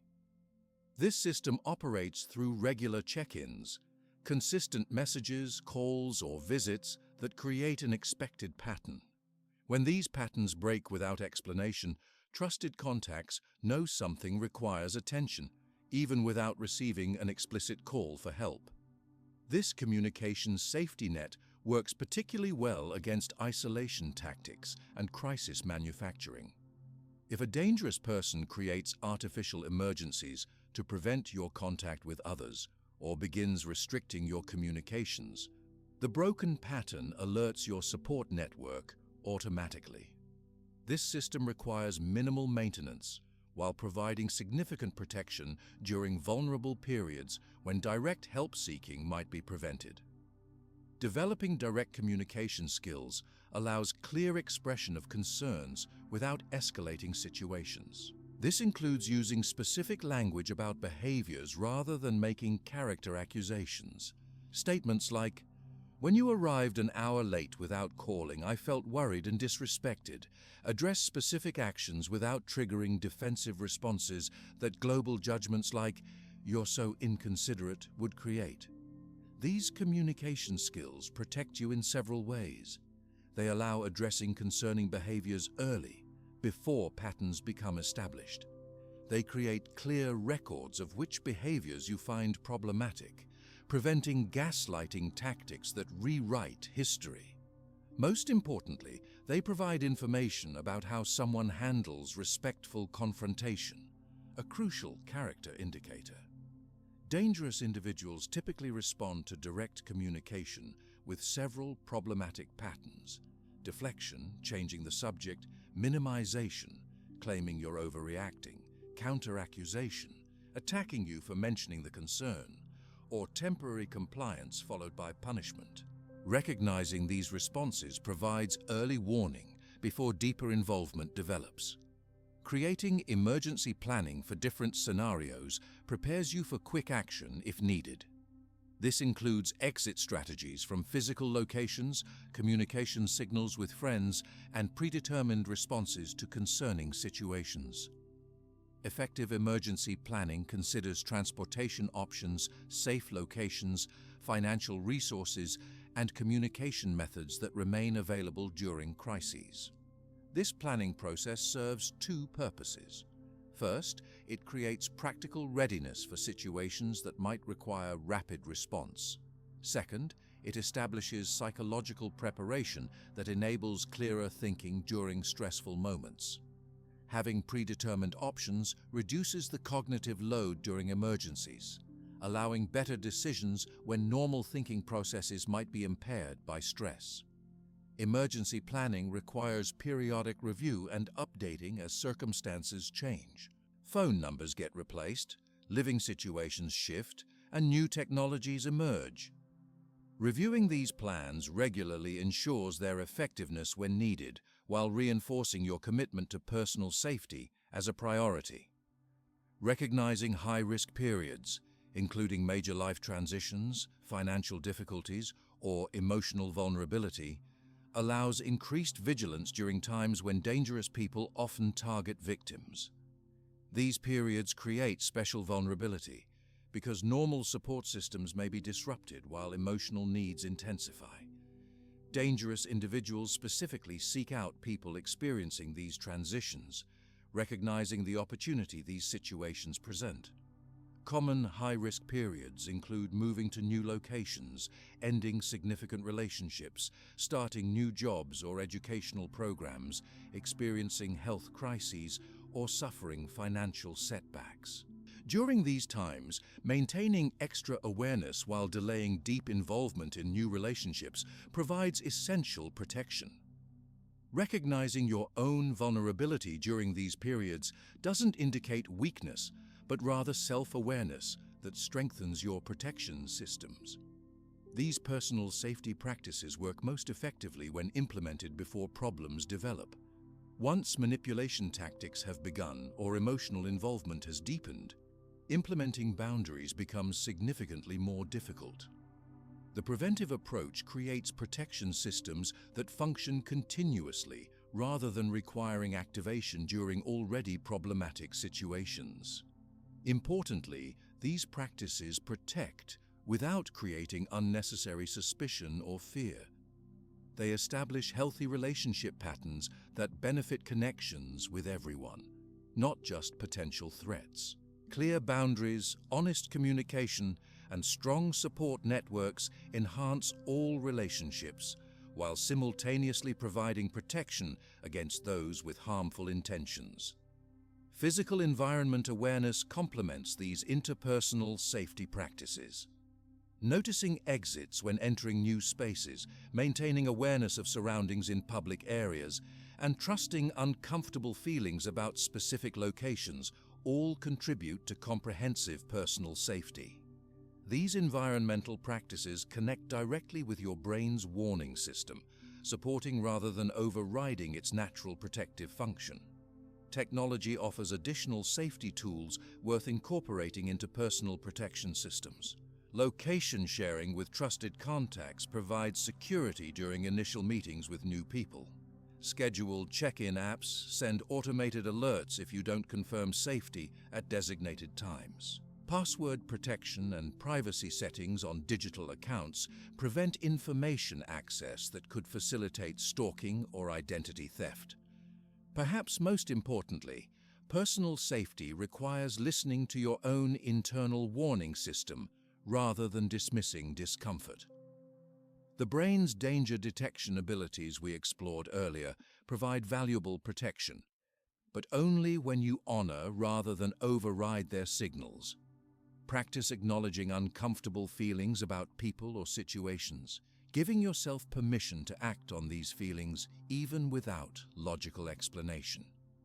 This permission often proves particularly difficult for people raised with strong politeness expectations or those taught to doubt their own perceptions. Cultural messaging frequently encourages ignoring warning signs to avoid appearing rude, judgmental, or paranoid.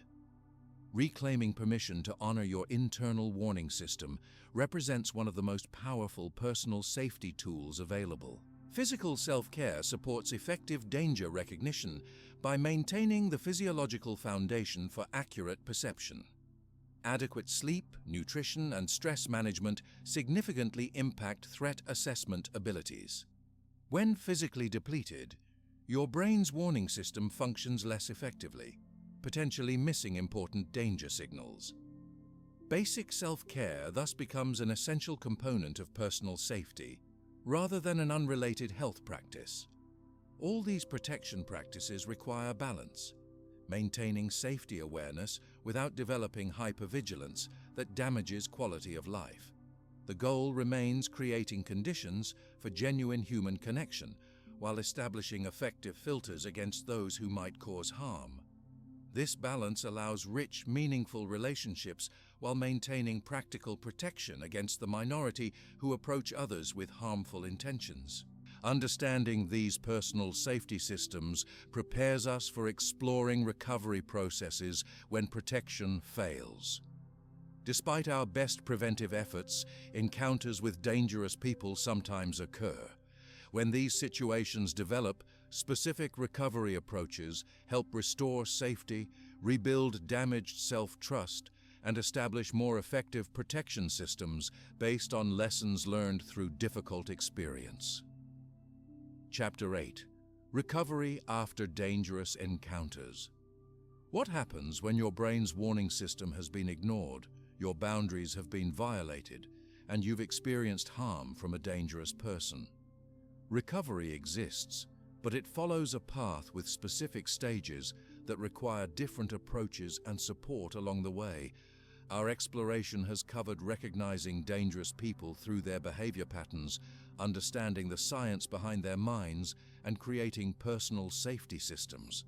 Yet even with this knowledge, harmful encounters sometimes occur.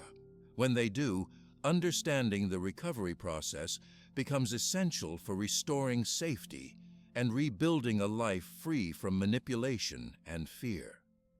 Recovery begins with the recognition phase, acknowledging the manipulation that occurred. This often represents the most difficult step, as many people struggle with denial and self-blame after harmful relationships end. The mind naturally resists accepting that someone deliberately caused harm, especially when that person appeared caring or loving at times.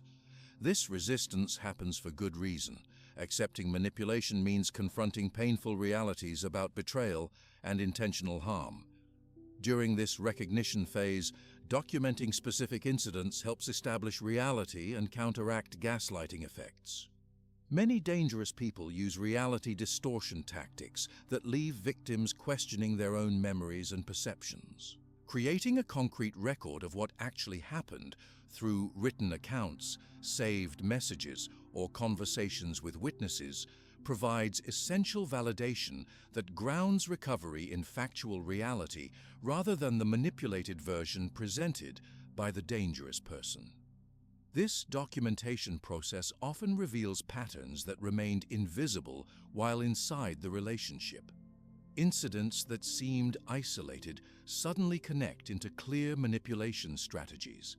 Behaviors dismissed as bad days or misunderstandings reveal themselves as deliberate control tactics.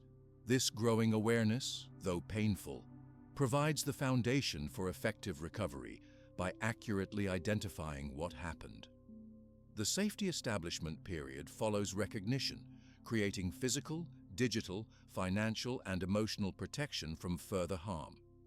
Physical safety might involve changing locks, moving residences, or establishing legal protections, such as restraining orders when appropriate. Digital safety requires changing passwords, reviewing privacy settings, checking devices for tracking software, and creating new accounts when necessary. Financial protection might include separating shared accounts, monitoring credit reports for unauthorized activity, or creating new financial resources independent from the harmful relationship. Emotional safety during this period often requires limited or no contact with the dangerous person. This boundary protects against continued manipulation during vulnerable recovery stages. When complete separation isn't possible, such as in co-parenting situations or shared workplaces, structured communication protocols help maintain emotional safety by limiting manipulation opportunities through clearly defined interaction rules. The physical recovery stage addresses surprisingly common health impacts that dangerous relationships create.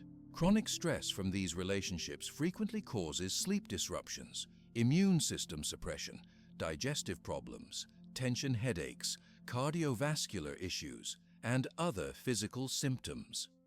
These physical effects often persist after the relationship ends, requiring specific attention through medical care, sleep restoration, nutrition support, and appropriate physical activity.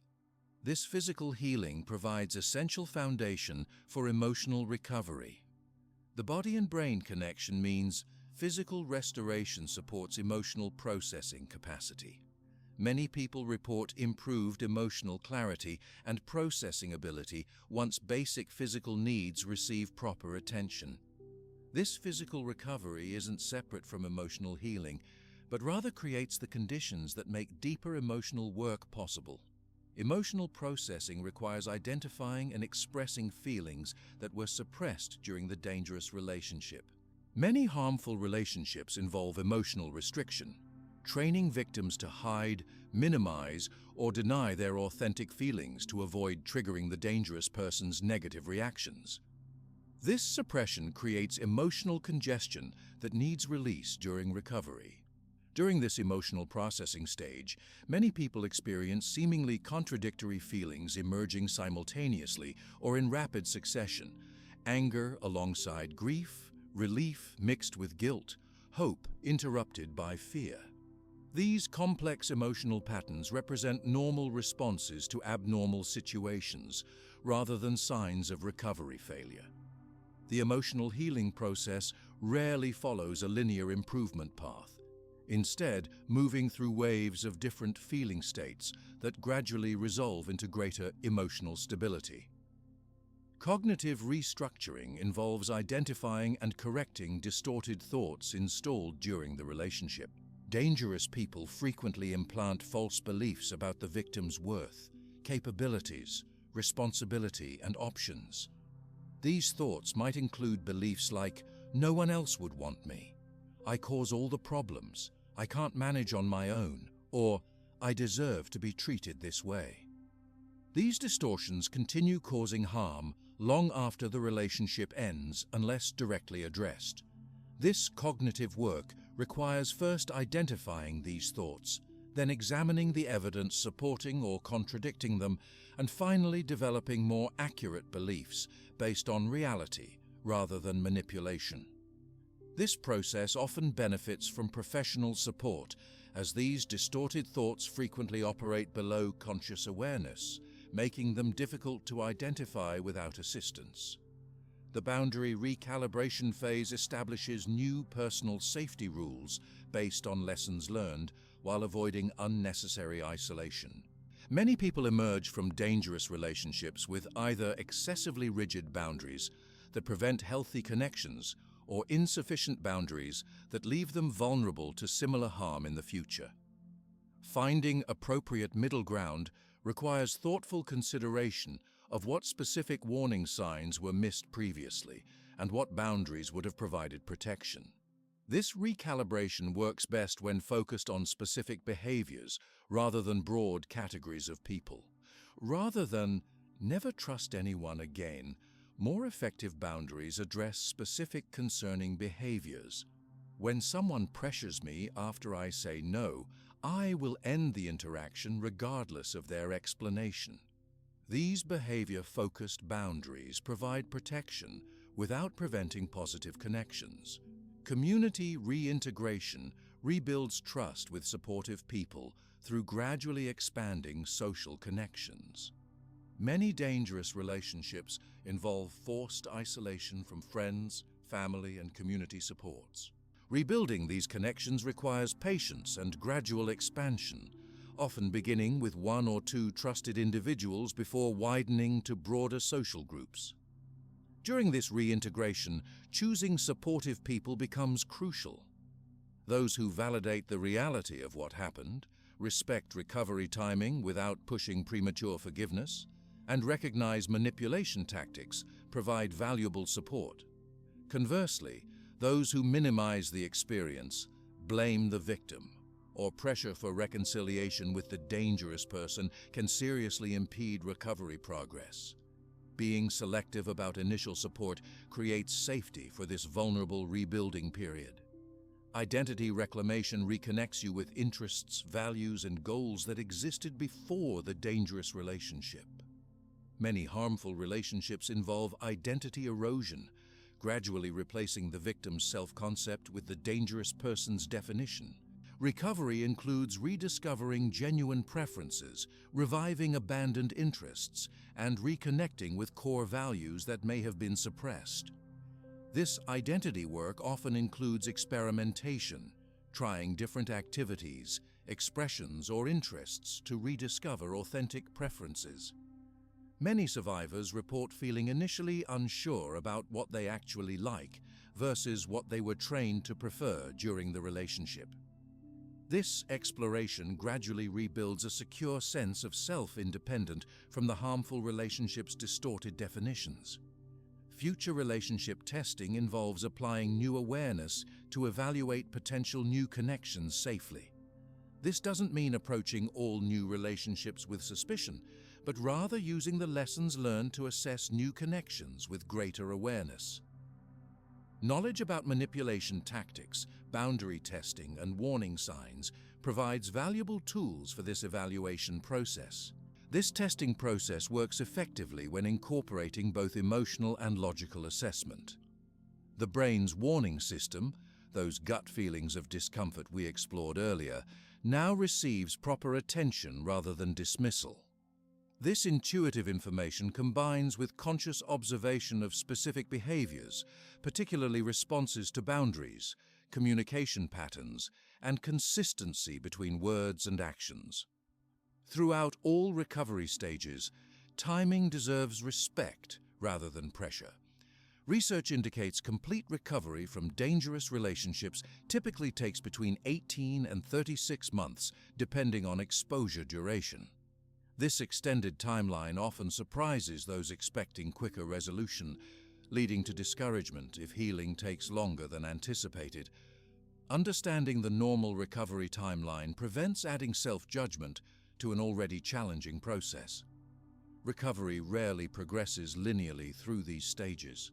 Instead, many people move between stages, sometimes working through multiple aspects simultaneously or revisiting previous stages as new insights emerge. This non-linear pattern represents normal healing rather than failed recovery. The overall progression continues moving forward even when specific aspects require revisiting.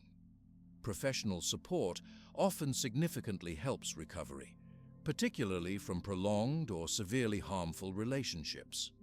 Therapists with specific training in trauma, manipulation recovery, or controlling relationships provide valuable guidance through complex recovery stages. This professional support becomes especially important when dealing with significant distortions in thinking, severe emotional impacts, or safety concerns that continue after the relationship ends. Support groups specifically focused on manipulation recovery offer unique benefits through shared experience. Hearing others describe similar experiences helps counter isolation and self-blame, while providing practical strategies from those further along in recovery. These groups work best when properly facilitated and focused on forward movement, rather than remaining fixed in harm narratives. Throughout recovery, self-compassion provides essential support for healing progress. Many dangerous relationships involve extensive blame and criticism that victims internalize over time. Countering this installed self-criticism with deliberate kindness toward oneself, recognizing that being manipulated reflects the manipulator's deliberate tactics rather than personal failings, creates emotional safety for the challenging recovery work. The recovery process ultimately transforms painful experience into increased wisdom and more effective protection. Those who complete this healing journey often develop exceptional ability to recognize warning signs, maintain healthy boundaries, and build genuinely supportive relationships. The painful lessons, once processed and integrated, create not just recovery, but actual growth beyond previous functioning.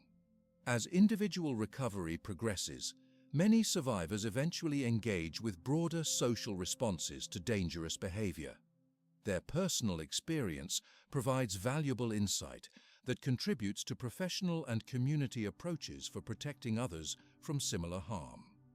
This connection between personal recovery and social engagement creates meaningful purpose from difficult experiences while contributing to safer communities for everyone. Chapter 9: Professional and Community Responses. What happens when entire organizations and communities recognize the threat of dangerous individuals and decide to take action?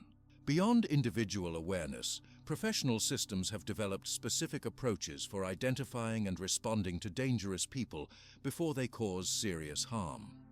Our exploration has moved from understanding how our brains detect danger through individual protection strategies and recovery processes.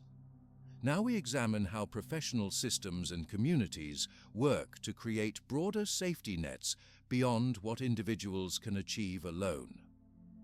Law enforcement agencies worldwide have developed sophisticated threat assessment protocols based on decades of data collection. These systems evaluate specific risk factors, including previous violence, substance abuse patterns, recent personal losses, and access to weapons. When properly implemented, these assessments predict potential violence with 72% accuracy, according to Justice Department statistics. This remarkably high prediction rate contradicts the common belief that dangerous behavior cannot be anticipated before it occurs. These threat assessment systems work by identifying patterns rather than focusing on single incidents. They recognize that serious harm rarely occurs without warning signs appearing first. Trained officers look for clusters of concerning behaviors that together indicate escalating risk. These might include increased fixation on targets, deteriorating mental state, concrete preparation steps, or statements revealing violent intentions. The assessment combines these factors into structured evaluation frameworks that guide intervention decisions. The effectiveness of these protocols depends heavily on proper training and consistent application. Departments with specialized threat assessment units show significantly better outcomes than those relying on general officer judgment. These specialized units typically include officers with additional training in behavioral analysis who collaborate with mental health professionals to evaluate complex situations. This collaborative approach combines security expertise with psychological insight for more comprehensive assessment. Workplace human resources departments increasingly implement early warning systems after discovering that employees who commit workplace violence typically accumulate multiple minor violations before escalating to serious harm. These systems flag patterns of concerning behavior rather than waiting for major incidents.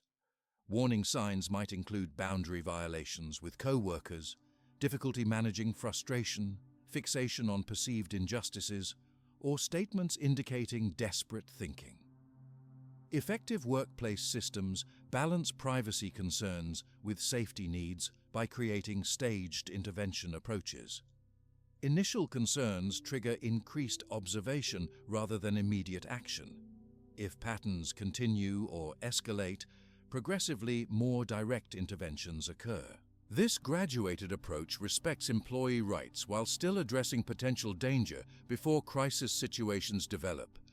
Organizations with these systems report significant reductions in serious workplace incidents while maintaining appropriate employee privacy.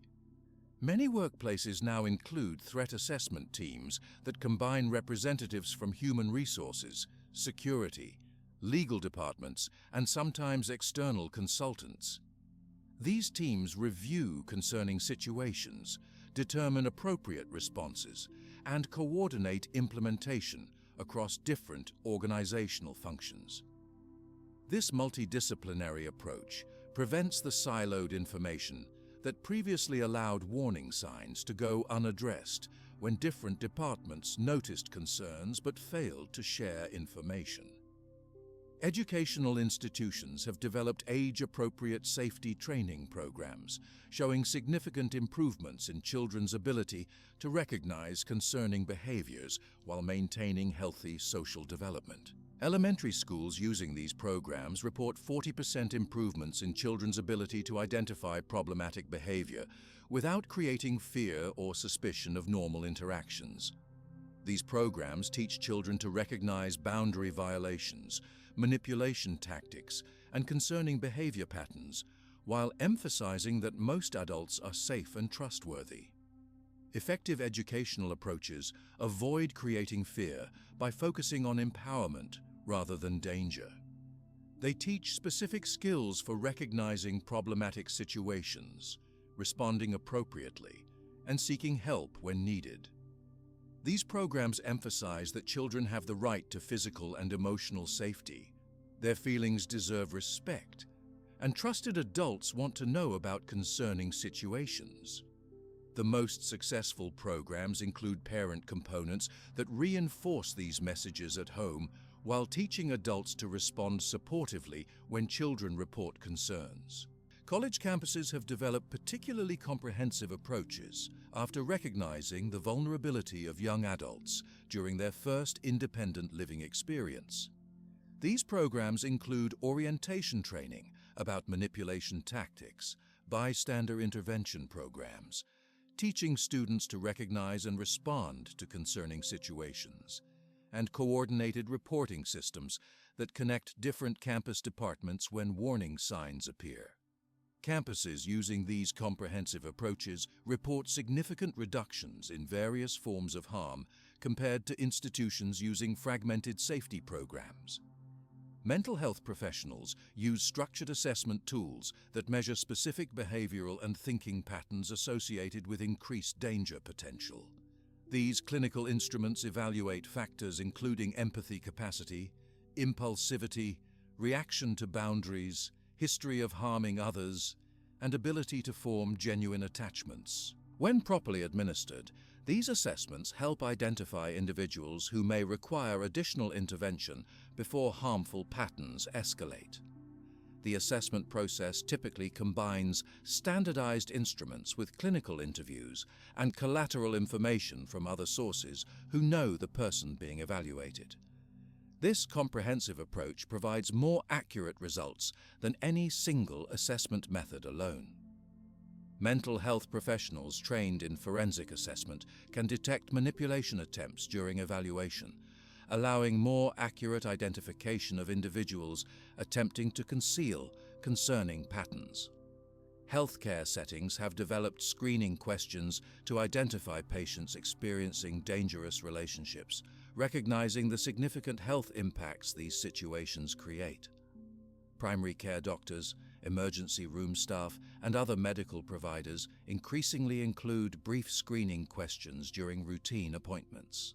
These questions focus on safety at home, relationship dynamics, and whether patients feel afraid or controlled by someone in their lives. When screening indicates potential concerns, healthcare providers offer resources and referrals to appropriate support services. This healthcare screening provides crucial intervention opportunities, since physical symptoms often bring victims to medical attention before they directly seek help for dangerous relationships. Headaches, digestive problems, sleep disturbances, and anxiety often result from these situations, creating medical visits that provide screening opportunities. Healthcare systems implementing these screening protocols identify significantly more people experiencing dangerous relationships than facilities without systematic screening. Financial institutions implement fraud detection systems that can identify concerning patterns in financial control and exploitation. Banks and credit agencies use artificial intelligence systems to flag unusual transaction patterns that might indicate financial abuse. These include sudden changes in spending patterns, gradual draining of accounts, opening multiple new credit accounts, or transferring assets to new owners. When these patterns appear, specially trained staff may contact account holders to verify transactions are legitimate and voluntary. These financial protection systems prove particularly important for vulnerable populations, including elderly people and those in controlling relationships. Financial exploitation often accompanies other forms of harm, and early detection through banking systems can sometimes identify dangerous situations before other systems become aware of problems. The effectiveness of these programs has led to expanded training for financial professionals in recognizing warning signs of exploitation and appropriate reporting procedures. Religious organizations increasingly provide specialized training for leaders in recognizing manipulation and dangerous behaviors within their communities. This training becomes particularly important given that dangerous individuals sometimes target religious communities specifically because of the trust and forgiveness values these groups emphasize. Effective programs teach leaders to balance compassion with appropriate boundaries, recognize grooming behaviors directed toward vulnerable community members, and implement safety protocols for youth programs and counseling situations. Religious settings create unique safety challenges because dangerous individuals may use shared beliefs to manipulate both victims and community leaders.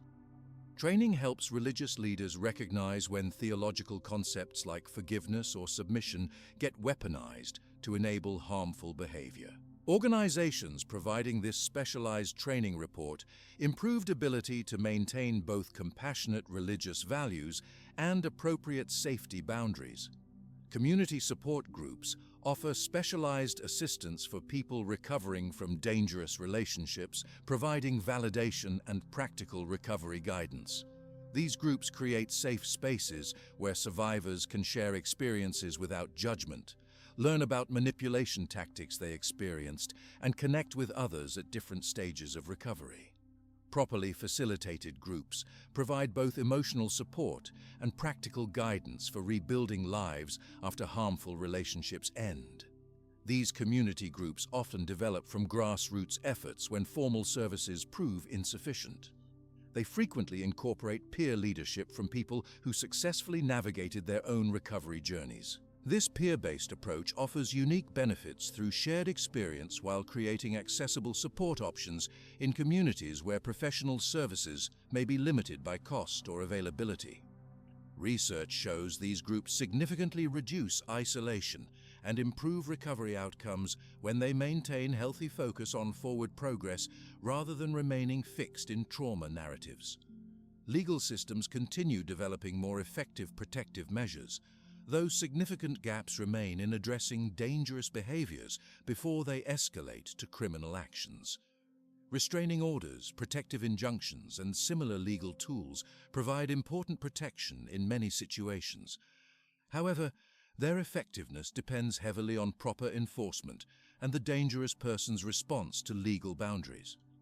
Some jurisdictions have created specialized courts for stalking, domestic violence, and similar cases, allowing judges and prosecutors to develop expertise in these complex situations. The most effective legal approaches combine protection orders with monitoring systems, mandatory intervention programs for offenders, and comprehensive support for those being protected. Legal systems using this coordinated approach show better outcomes than those relying solely on protection orders without additional components.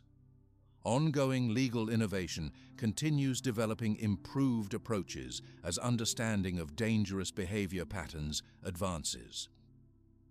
The most effective professional and community responses share several key characteristics regardless of specific setting. They implement systematic rather than ad hoc approaches, ensuring concerns receive consistent evaluation rather than depending on individual judgment. They create communication channels between different systems, preventing information fragmentation that allows warning signs to go unaddressed. They balance intervention with appropriate rights protection, recognizing that safety systems must operate within ethical and legal frameworks.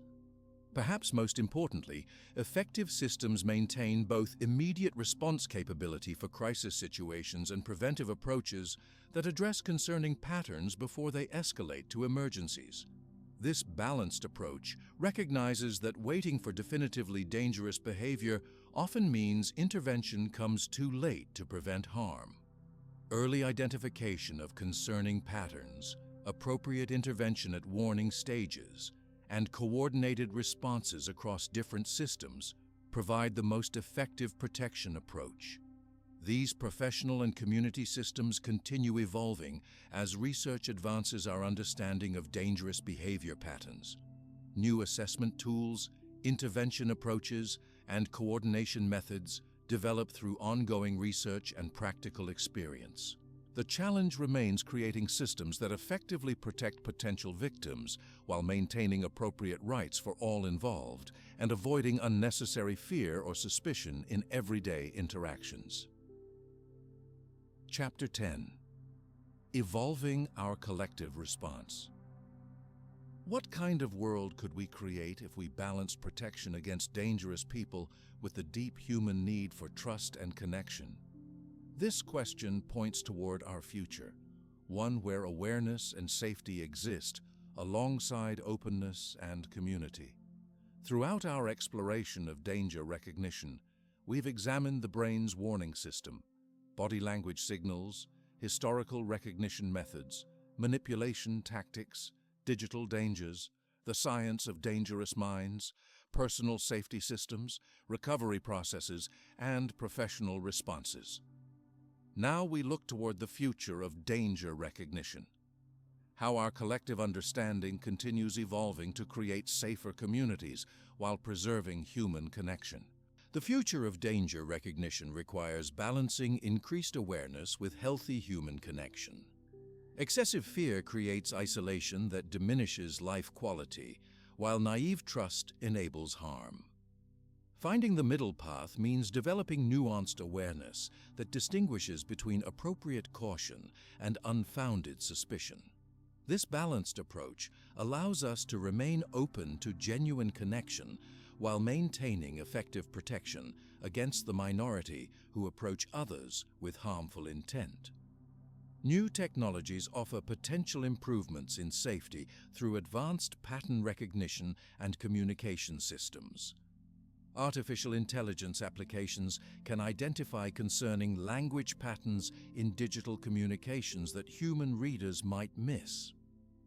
These systems detect subtle indicators of manipulation, control tactics, or escalating aggression in written messages, providing early warning before harmful intentions become obvious. When properly designed with privacy protections, these tools support human judgment rather than replacing it. Biometric monitoring may eventually provide early warning of physical stress responses to dangerous individuals before conscious recognition occurs. Early research shows promising results from wearable devices that detect subtle changes in heart rate, skin conductivity, and breathing patterns when someone encounters situations or people that trigger stress responses. These physiological changes often precede conscious awareness of danger, potentially alerting people to pay closer attention to situations their bodies have already flagged as concerning. These technological approaches work most effectively when they enhance, rather than replace, human judgment. The most promising systems provide additional information for consideration, rather than dictating responses. They serve as tools that extend our natural protective capabilities while leaving final decisions in human hands, recognizing that context and nuance require human understanding that technology alone cannot provide.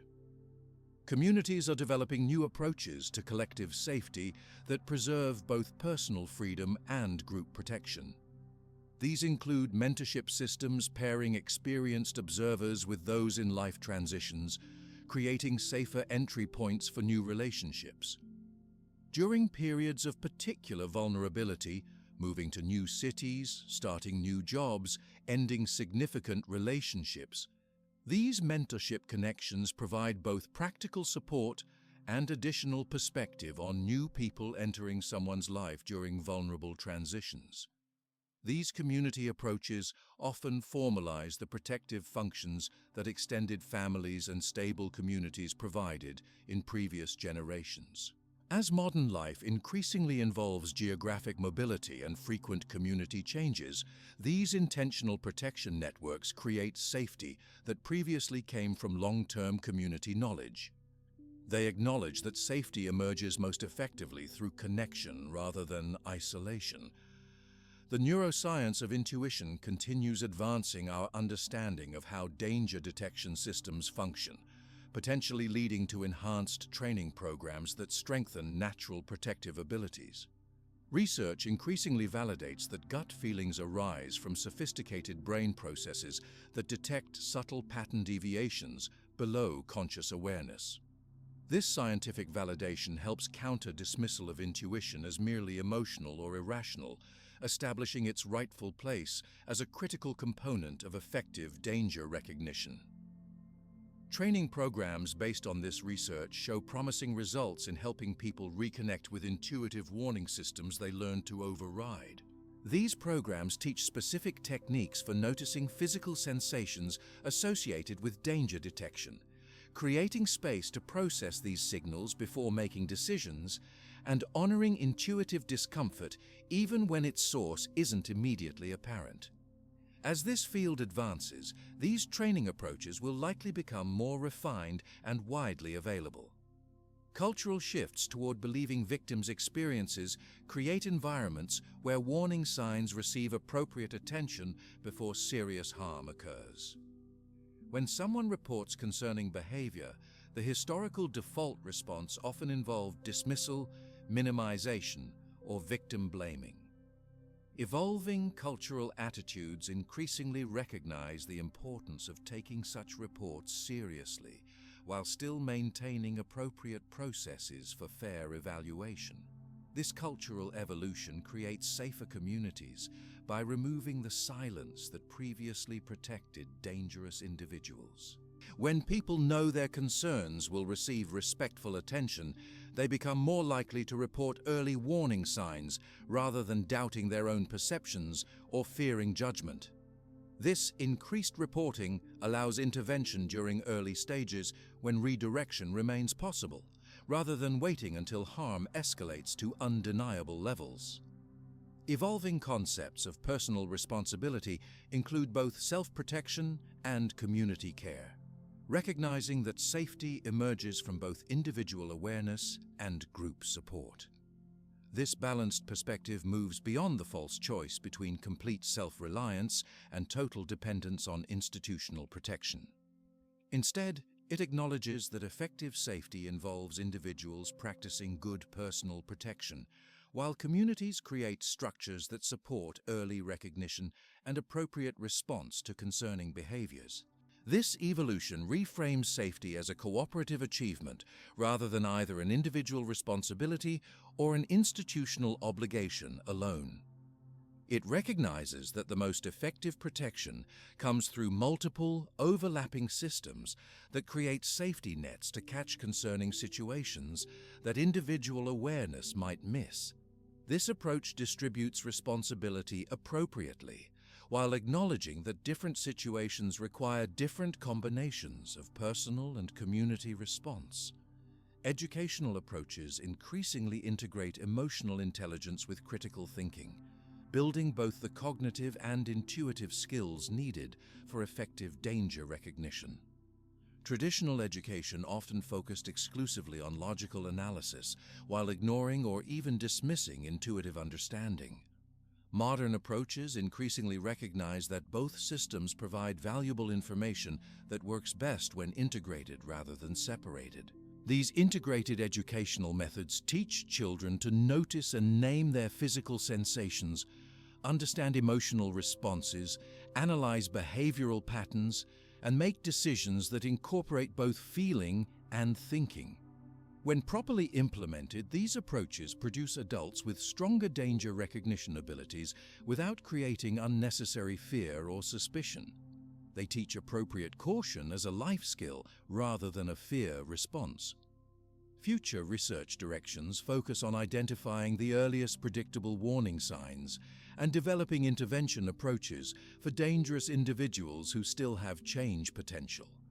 Research increasingly suggests that concerning patterns often appear in childhood or adolescence, long before serious harm occurs.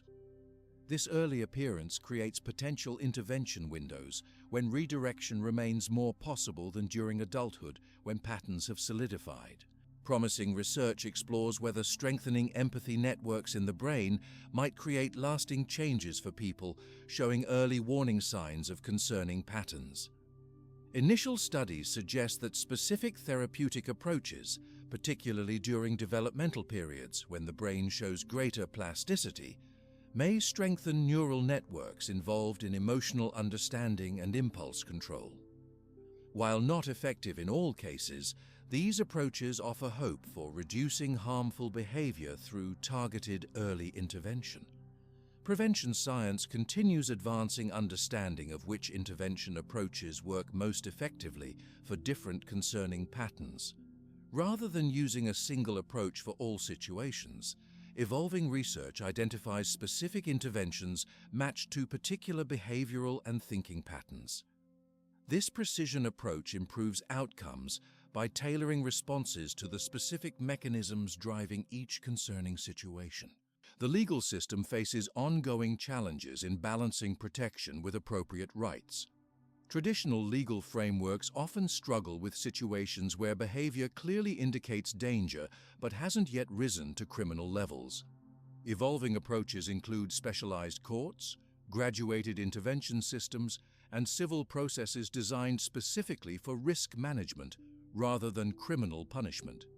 These innovations attempt to create earlier, more effective intervention options while maintaining appropriate legal protections. Perhaps most importantly, the goal remains creating communities where human connection flourishes while maintaining effective protection against those who would cause harm.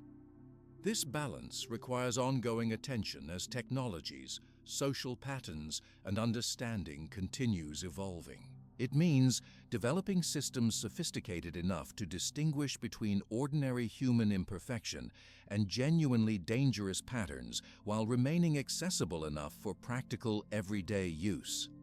The most promising approaches recognize that safety emerges from healthy connection rather than isolation. When communities build strong internal support networks, dangerous behavior becomes both less likely to develop and more likely to be identified early when it does appear. These connected communities create natural accountability systems through ongoing relationships while providing support that reduces the vulnerability factors that dangerous people often exploit. Ultimately, our collective response to dangerous behavior continues evolving through multidisciplinary collaboration, bringing together neuroscience, psychology, technology, education, law enforcement, and community wisdom to create comprehensive approaches. Each field contributes vital perspective while acknowledging that no single discipline holds complete answers. This collaborative approach mirrors the integrated thinking needed for effective individual danger recognition, combining intuitive understanding with logical analysis for more complete assessment. The future of danger recognition looks towards sophisticated simplicity, approaches complex enough to address nuanced human behavior while remaining simple enough for practical everyday use. It seeks methods that work preventively rather than reactively, identifying concerning patterns at earliest emergence rather than waiting for undeniable evidence after harm occurs. It develops systems that enhance human connection while providing effective protection, recognizing that isolation creates its own forms of harm. As our understanding continues advancing, the essential truth remains that safety emerges from balanced awareness, neither dismissing warning signs nor seeing danger where none exists. This balanced perspective allows us to move through the world with appropriate caution while remaining open to the connections that give life its richness and meaning. It acknowledges the reality of dangerous behavior while refusing to let fear of harm prevent the trust necessary for genuine human community. The journey through danger recognition ultimately leads toward greater wisdom, understanding that acknowledges both the reality of risk and the necessity of trust. This wisdom allows discernment that distinguishes between appropriate caution and unfounded fear, between genuine warning signs and ordinary human imperfection. Through this discernment, we create lives that remain open to connection while maintaining effective boundaries against those who approach others with harmful intent.